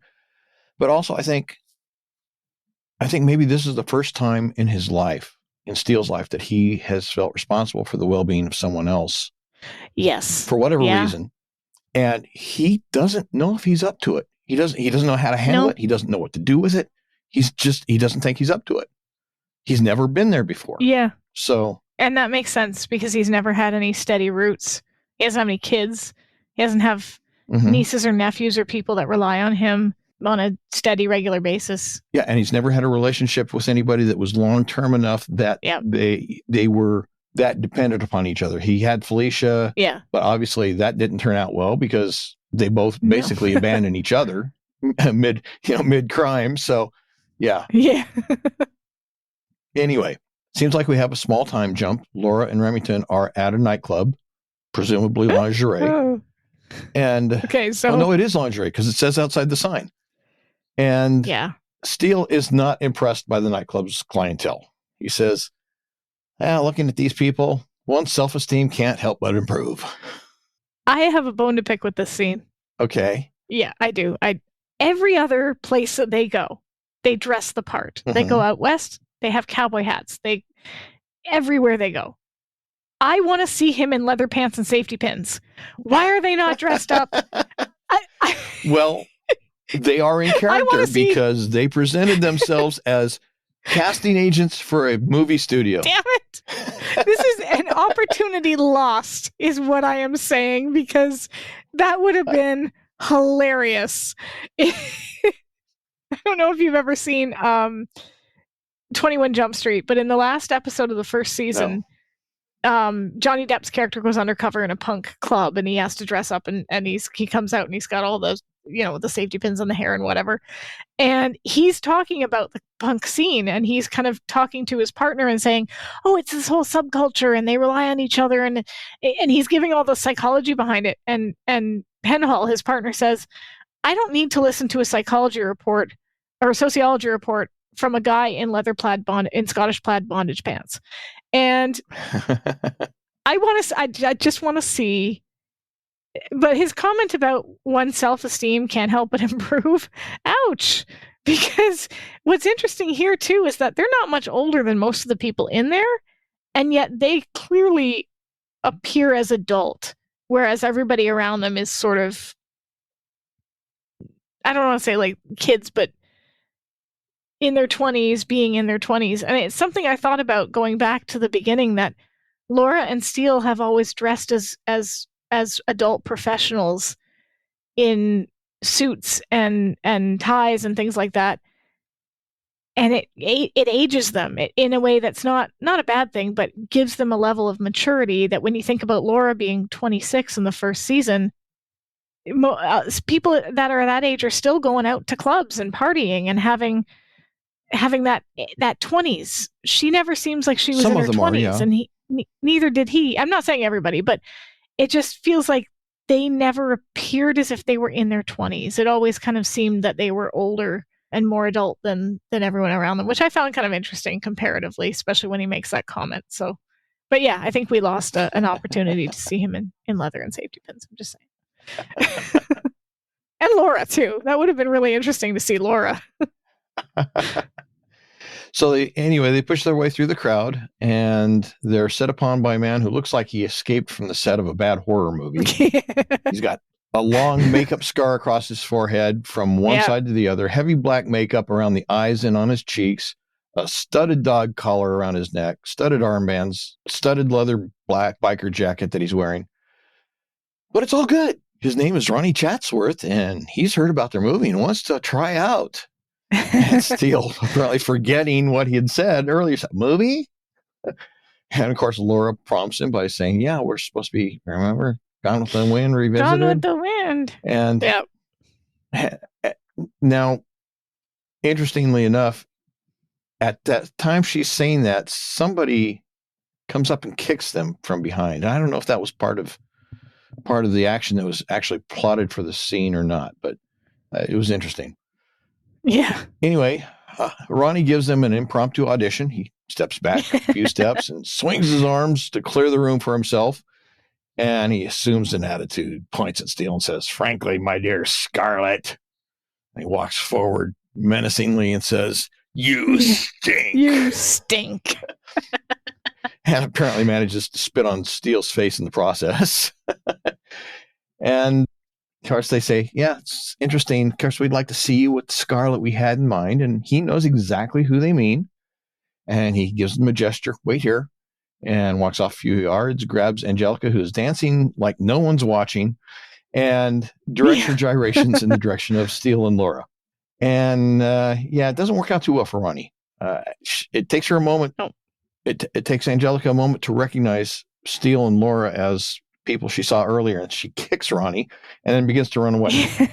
But not a problem. Steele circles around in front of her, so she has to stop, and then she starts to run the other direction. But Laura has grabbed a length of chain from one of the guys at a table nearby, wrapped it around her fists, and says, "Are you coming along, Angelica?" Or I think she actually says, "Are you coming along, Scarlet, or do I have to get rough?" Yeah. So, that would be interesting to see Laura get rough with a length of chain. I don't know. It just doesn't seem to fit. But anyway, we jump forward a few moments, and Angelica's telling Steele and Laura her story. She thought that they had been sent by Whitcomb. And, they start questioning her. Yeah, he had set her up in the apartment. She was working for him under duress. She says that Whitcomb has big friends at the immigration department, or at least that's probably what he told her, and she believes, but somehow I doubt it. Suspect He's a security guard. It's a story. Yeah. Yeah. Anyway, she admits that she's in the country illegally, and Whitcomb had told her that if she didn't get Alfred to take the money, the security guard, Whitcomb would have her. No, she doesn't know he's the security guard. Again, it's confusion with names. I know. So she says that Whitcomb told her that if she didn't get Alfred to take the money, Whitcomb would have her deported back to Tijuana, where she's really from, not Spain. And of course, Laura doesn't seem impressed. In fact, she seems downright hostile. She accuses Angelica. Yeah, but Laura more so. I mean, she accuses Angelica of filling Alfred's balloon with hot air, a lot of sweet hot air, and then popping it by stealing his car with the money inside of it. And of course, she doesn't deny it, but she does say that she's regretful of the deception. And when she handed the car over to Whitcomb, she realized that Whitcomb might have in mind to kill Alfred. And I would say, maybe her as well. I mean, after all, if he's going to kill one, he's probably going to kill them all, in for a penny, in for a pound. And it's at this point that Steele definitely takes up Laura's righteous indignation and says, a little deception's all right, but the thought of murder upsets your delicate sensibilities, which is... This is interesting. Interesting to me, because Steele's life has been a deception. In fact, it still is a deception.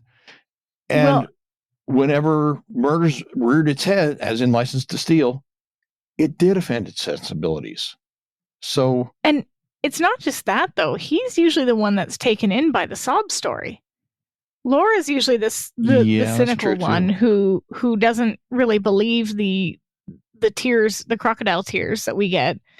Think of Steele's gold with the Spawn of the North. Right. Whereas Steele is usually the one who kind of falls prey to a woman with doe eyes and a sad story. And in this case, he's not having it. He's not falling for any of it. And I wonder if it's to do with the fact that he has a strong instinct to protect people that he feels can't protect themselves.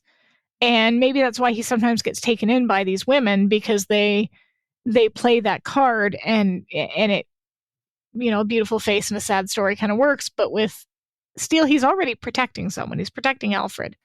And he's protecting Alfred even from Angelica, it feels like. So I kind of get where he's coming from. I don't think he would have had such an issue with deception and lies if it weren't for the fact that he's seen the damage it's done to a man that he's trying to help. I find it a little bit interesting that he says that, and yet he is the very embodiment of that same philosophy. I don't mind conning people. I don't mind lying to people. I don't mind taking advantage of people. Just, it's not a good thing to kill them. Well, yeah. So anyway, yeah. Angelica continues and says that, or suggests, she doesn't actually come right out and say it, that she had feelings toward Alfred in return. Yeah. But fearing for his safety, she went back to the apartment to tell him everything and to warn him about Whitcomb. And she waited for him all night. He never came back. She finally got scared and then left to go out looking for him, which is apparently when Alfred pointed her out to Laura and Steele. And apparently Angelica's story tracks for Laura and Steele because now they seem to believe her and her claim of feelings. And their attitude seems to really shift at this point as she's telling the story.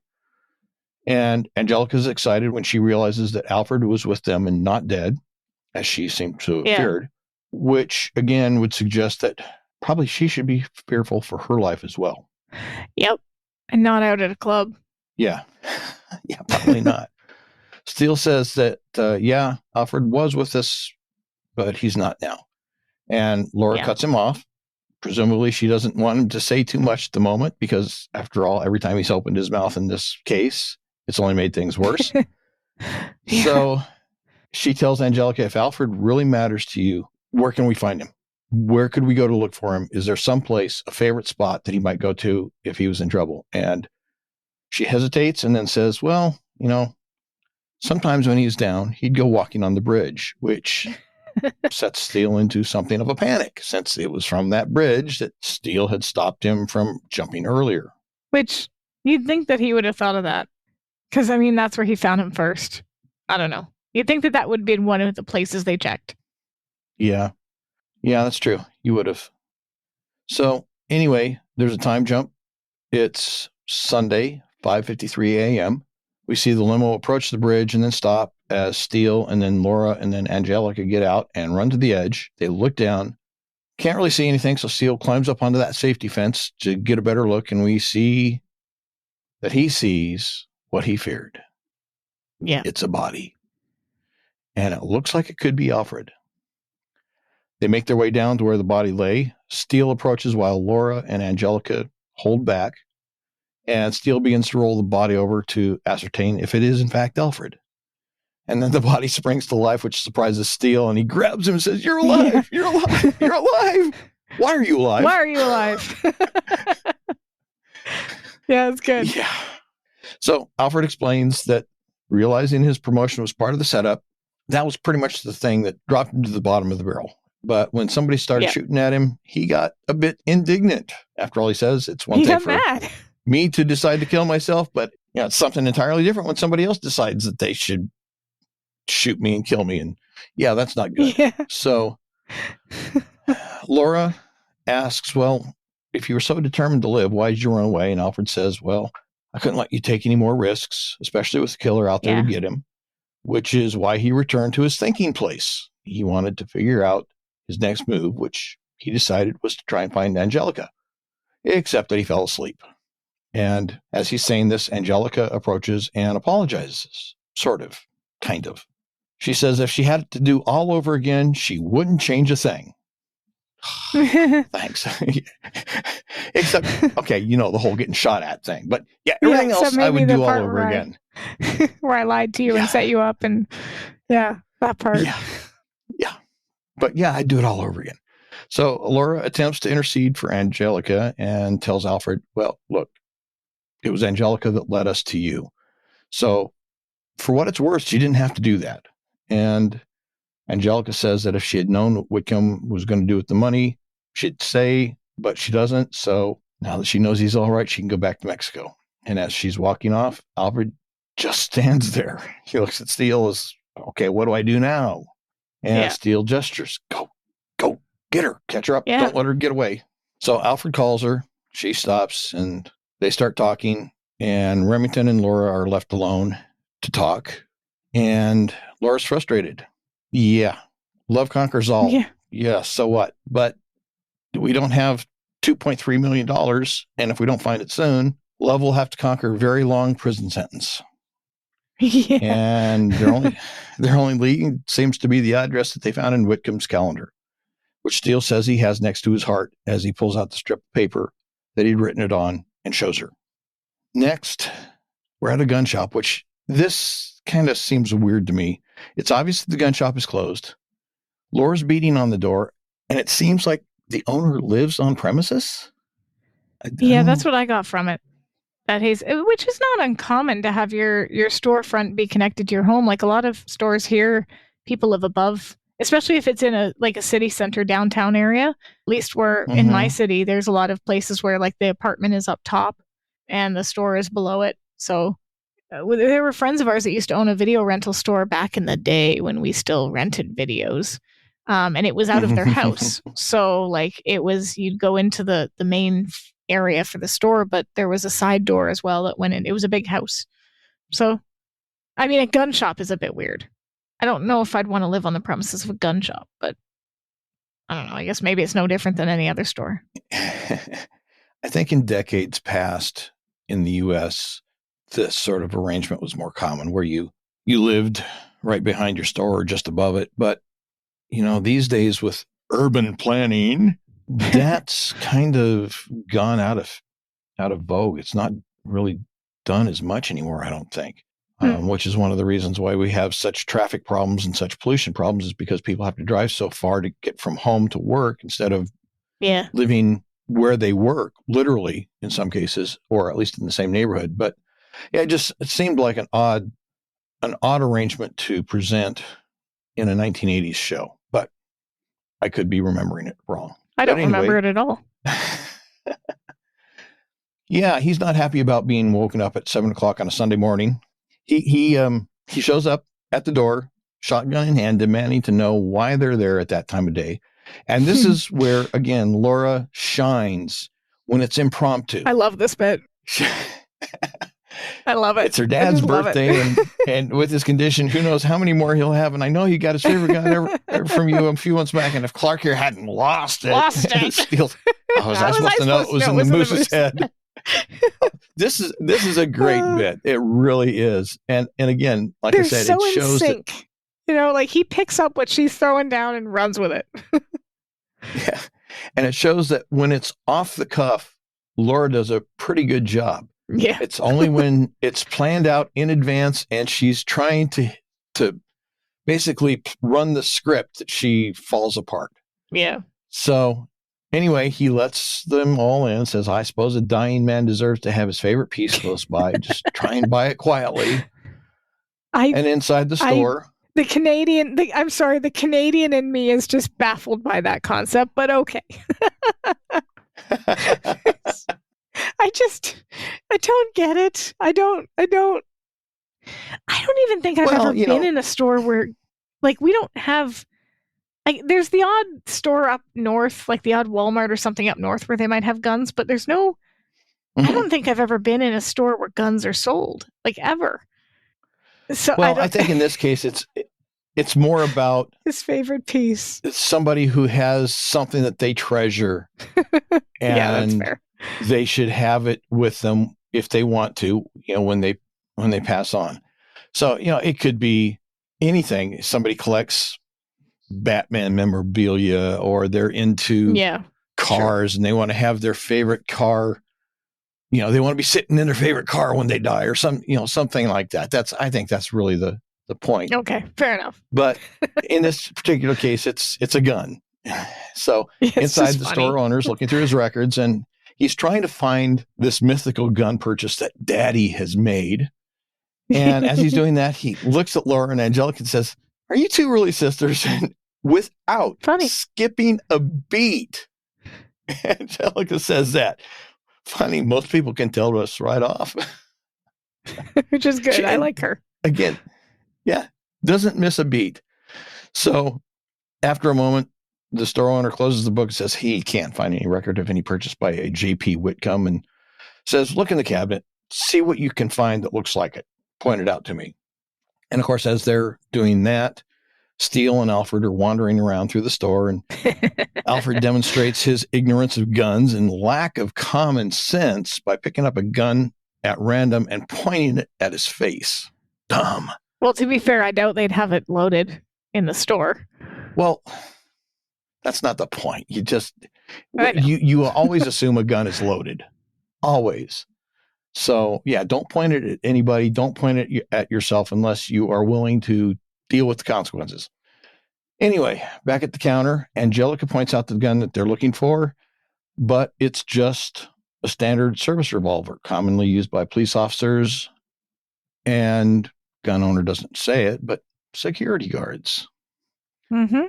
And the only thing she notices different is that the father's gun had yellow wooden grips, What's interesting thinking just about that little bit between Steele and Alfred is when he takes it away from them. He says they're highly overrated. You just point them away from you and shoot. I wonder if this was the show kind of going back to their running joke that they can't ever find their gun, and they don't. And Steele has a genuine distaste for guns, so he's it's kind of just like that. They're highly overrated. You just point away and shoot, but they never have theirs. So what would he know?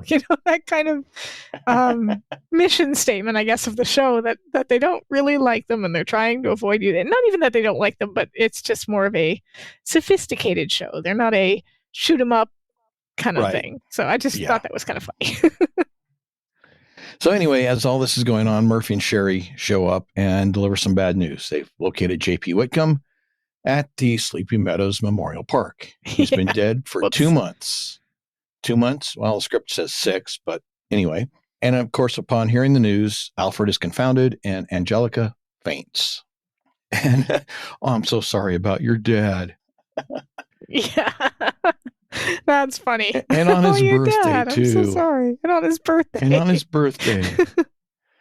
Oh, there's another time jump. It's now 4:28 p.m. At the office, the team is conferring, and they realize that whoever's behind the scam is probably somebody working at the bank, somebody who knew Whitcomb was dead and has been using his name in his office. And they've got less than a half a day to find the money, get it back into the bank, and destroy it before it's discovered missing. Alfred suggests that it would probably be too risky for the person behind the scam to be carrying it around. A lot of money, pretty bulky, and would probably find some place to hide it.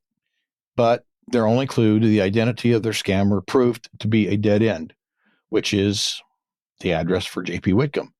Steele pulls out the strip of paper that he had previously written the address on, and he drops it on his desk. It's useless now, except that Alfred recognizes it as one of the straps used to bundle condemned currency. Laura asks Steele where he got it, and of course Steele says, well, from the floor of Whitcomb's office. Laura concludes that whoever's behind the scam is keeping the money in the bank where nobody would look for it, safe from theft due to all the security.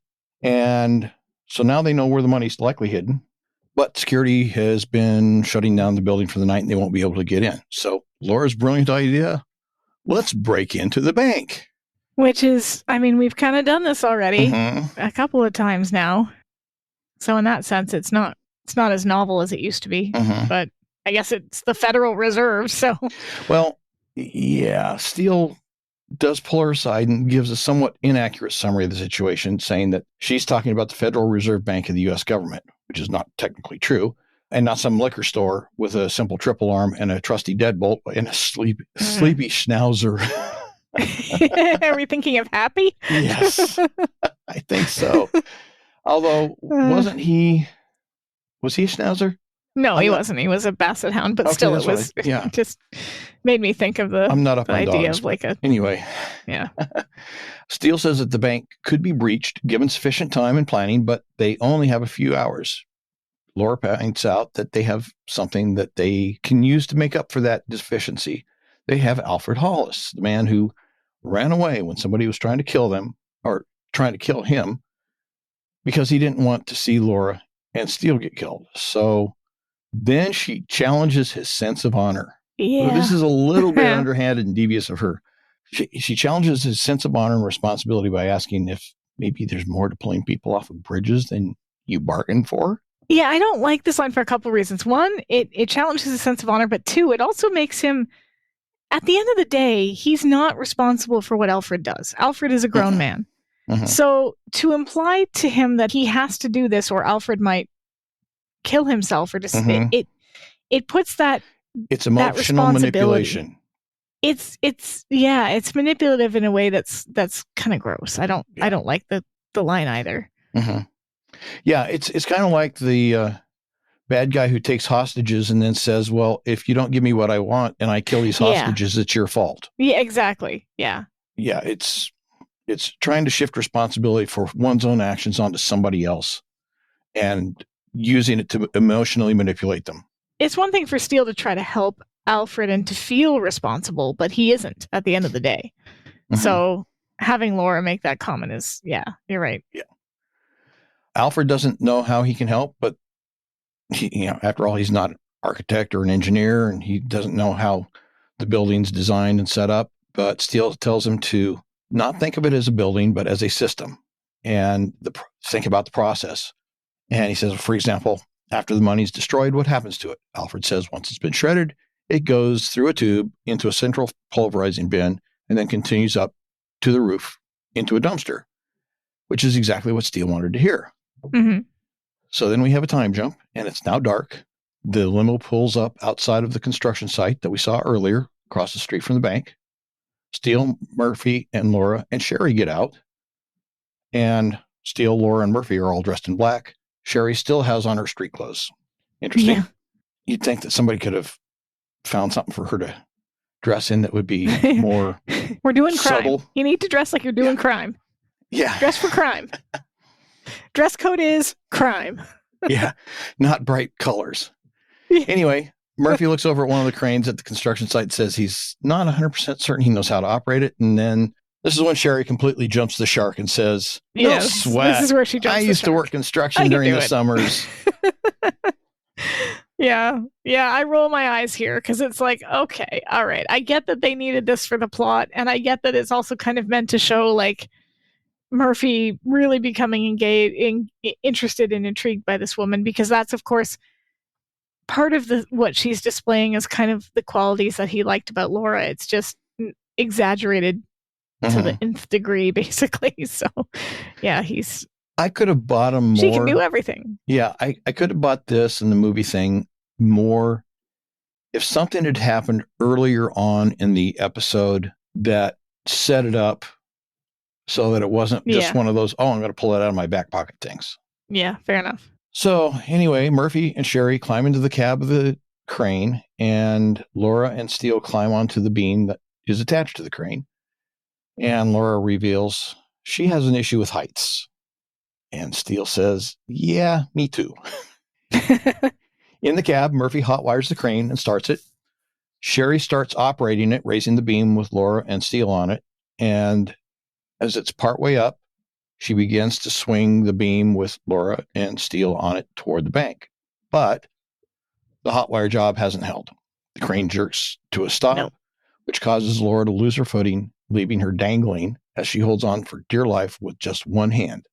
And it's a good thing they changed the script, because as Steele works to reach Laura as she labors to grab his outstretched hand, all the while telling her not to look down, which foreshadows season 2, episode 13, High Flying Steele. Yeah. In the script, they actually have it the other way around. Laura is still on the beam. Steele falls. Oh. And she's trying to get him. Interesting.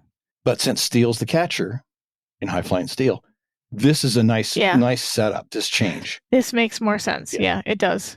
So it does. I don't know if they had the basic story for High Flying Steele already set up at this point, and so they modified it to kind of flow into that, or if it was just coincidental, but it works. I think it functions as more of a trust exercise when it's Laura being the one dangling. I mean, this has been her metaphorically throughout the entire season, dangling on this cliff of uncertainty, not sure whether she can trust him, not sure whether she's... I think that's the purpose of this, because really it doesn't matter who falls, but Laura has always been the person who has always picked herself back up. She's not used to relying on people. So when he reaches out his hand, she has to trust that he's going to catch her. And that's a big deal if she's dangling above, on a rooftop, nearly like a building's height from the ground. You got to trust that person that you're reaching out to, that they're going to pull you up. So I think it was probably for that reason, because honestly, they're not that different in weight. Steele's a skinny dude. Yeah, that's true. So anyway, Laura gets back on the beam as Murphy is working on restoring the crane operation. And once they get the crane operating again, they continue the process of getting Steele and Laura to the roof of the bank. And once they arrive there, Laura and Steele climb off the beam and move over to the ducting coming from the inside of the building. But the near miss has given Laura pause. She says, maybe we shouldn't go with it. And that line, maybe we shouldn't go through with it, makes a little less sense after they switch the fall around, but it still kind of works. The problem is course, they won't have another opportunity to recover the money. And as Steele There's points only out, one way down. yeah. And then there's the problem of getting down. Exactly. Yeah. Another ride on the crane. Well, we already did that. Let's not do that again. So let's go ahead and go on with it. They get the ducting open. Laura drops down through the ducting to the bin down below. Steele follows her. And of course, they find themselves in a bin full of shredded and pulverized money. And as they wait for the guard to come around and finish his round, Steele says, I've always wanted to roll around in millions of dollars with a beautiful woman. Curious how one's fantasies are fulfilled. So, I actually really like that line because, yeah, it is. I mean, that's literally what they're doing. They're rolling around in millions of dollars. It's just not quite how you'd except it's not dollars anymore. Now it's just pulp. Paper. Just paper. Yeah, just paper. So anyway, Steele reveals that having almost lost her out there when she slipped and nearly fell, he's realized that he's not prepared for that possibility. Is this where they? Yeah, is this where they have an is this where they become exclusive? This is my question, because I've kind of been asking this the whole way around once they started kind of sort of having a romantic relationship. I think it might be on Laura's part, because when she says maybe it's time we started fulfilling some other fantasies, and Steele says, whose, yours or mine? And she says ours. Ours is a pretty telling statement. Yeah, I'm not sure at this point that they're moving into exclusive, but I'll agree they're moving into more exclusive than not exclusive. There's a t-shirt. More exclusive than not exclusive. Well, you know what I'm saying, though. I mean, they're I know. a little less playing the field. Not completely done with it, but a little less of it. So yeah, they're not moving up to their each other's place with a U-Haul, but yes. Yeah. So then they kiss, and Steele says as much as he'd like to continue their conversation, they don't have time, and they begin working their way out of the bin. So is that what I like we're how calling he sees it? Making out as a conversation. Yes, I was like, how he sees making out as a conversation. And it is a little bit of an unusual spot for a conversation, but at least it's not a morgue. Yeah, at least they're not making out in a morgue. There's no dead bodies around, so I call this a win. Right. Yeah. No one's shooting at them. At least they're making progress. They're moving up in the world. So Laura and Steele work their way toward Whitcomb's office, and then once inside, they begin searching through filing cabinets and drawers and desks and everything else, but they don't find anything until Laura spots some odd indents on the desk blotter that seems strangely out of place. She shows them to Steele. Steele looks up, and directly above the desk, he sees that it's suspended ceilings. It's got those little tiles that you push up and you can get into it. Interesting. He makes the connection between the spots on the desk blotter and the wooden chair near the desk. So he picks it up. It's a perfect fit. And so he climbs up onto the chair, or onto the desk, and then onto the chair, lifts the panel from the suspended ceiling, and reaches in and begins pulling out bundles of money. He comments that it's a trifle more substantial than Pennies from Heaven, which is another movie reference. Yeah. So we got several movie references in here. There's a sound, somebody fiddling with doorknob, and Laura quickly hides beneath the desk. The security guard enters the room, and Steele begins prattling on about rodent problems, claiming to be Montgomery crewman, State Board of Examiners, or State Board of Exterminators. Did he forget that they met this security guard and he was introduced as Alfred's cousin?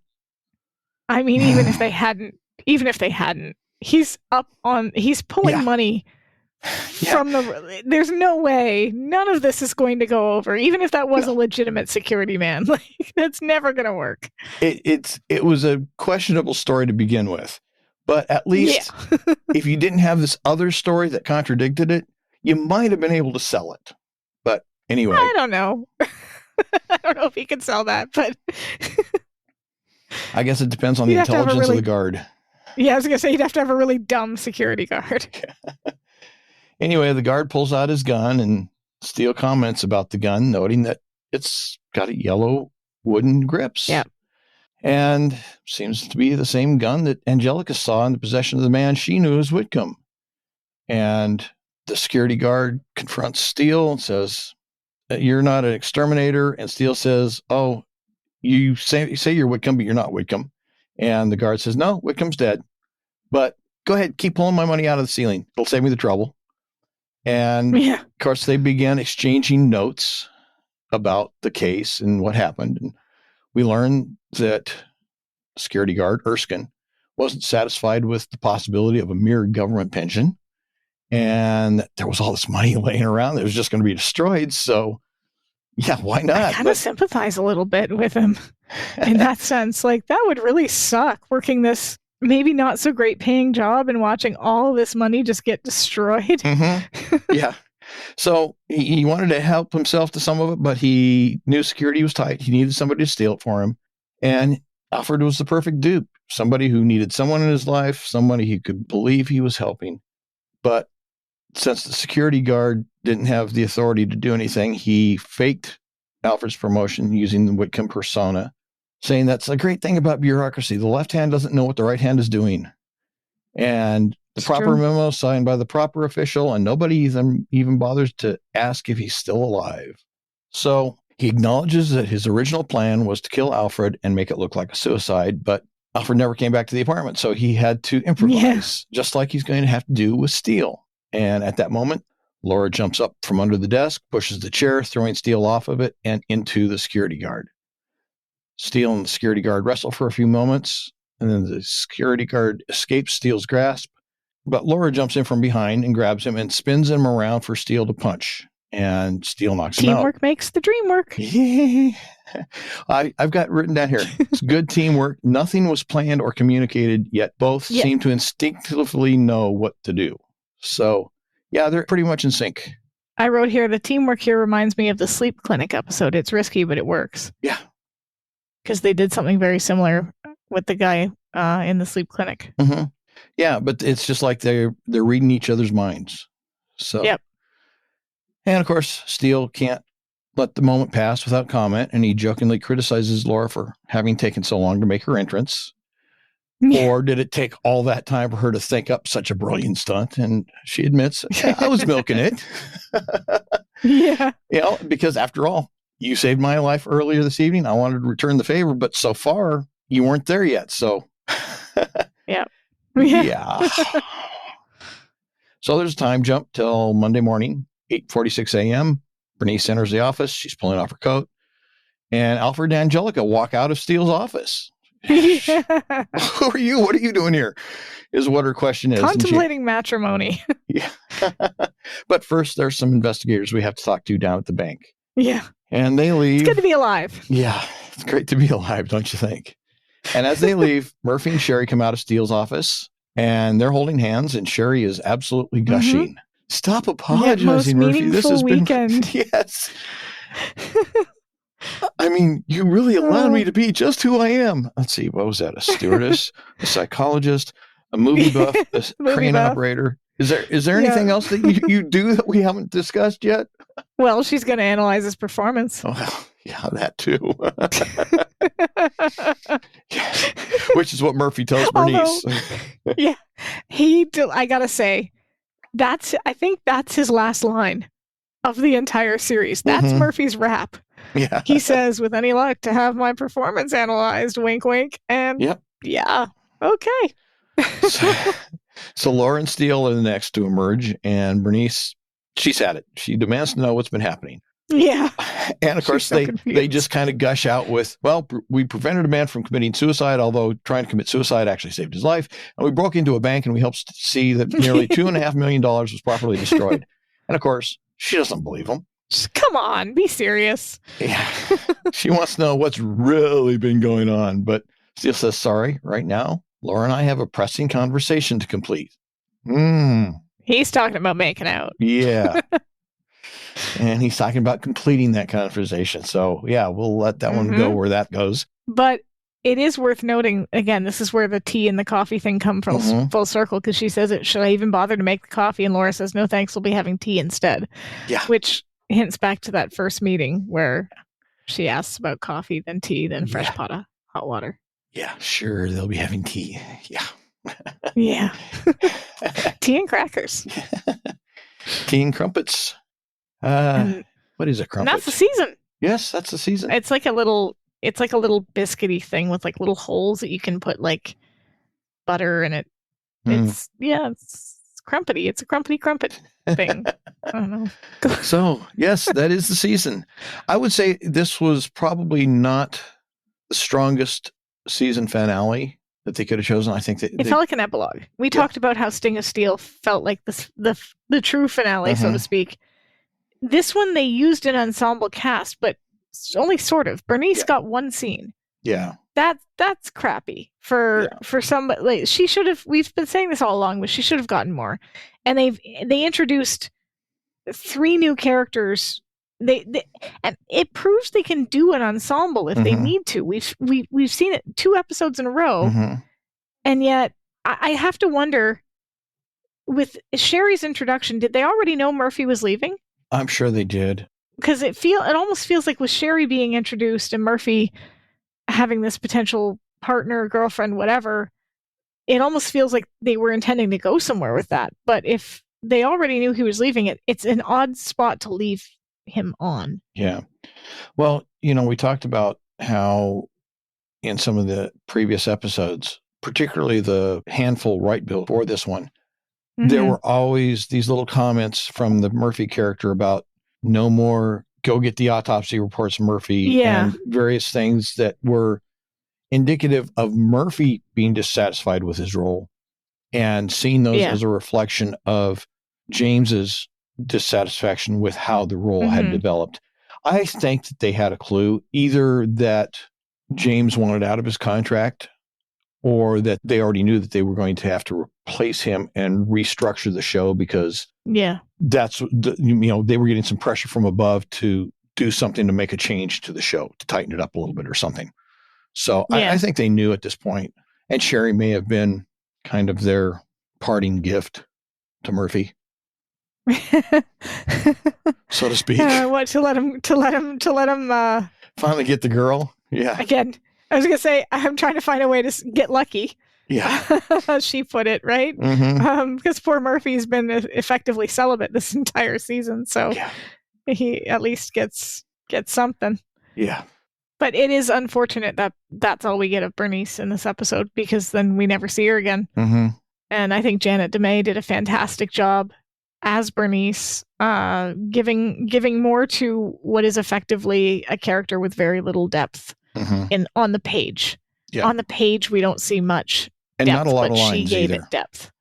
No, but what she did get, she really, really did a good job with. And so it's a shame that we don't see her again and that she played very little role in this episode.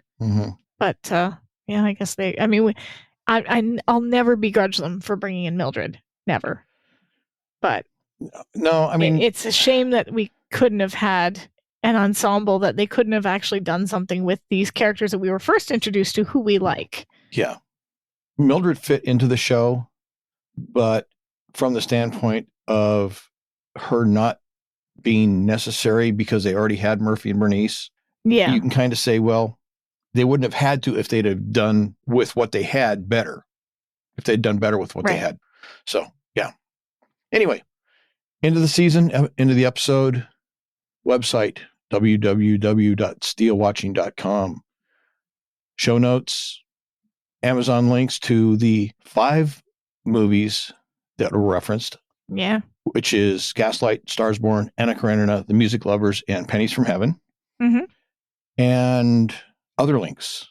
We have our Twitter, Facebook page, SteeleWatching Facebook page, Twitter, and Instagram, as well as the group, the Steele Watchers group. That is not technically our official group, but is where all us Steele Watchers fans gather and have a good time, and people should join because it's lots of fun. Yeah. So join us next episode, season 1, top 5. Yeah. The list. Do you have your top 5 yet? Have you settled on a top 5 yet? I'm really bad with top 5s. And I'll probably recap this little comment in that episode. I'm really bad with top 5s because I can never decide which one should belong in there. And then once I do get it narrowed down, I can't decide on a final order usually. So we'll see what happens. Fun. We'll see what happens. Yeah. So I guess that's it. That's all right. We'll see you guys on the other side. Well, almost the other side. Yeah. Season 1 top 5 coming up next. Bye-bye. Bye-bye.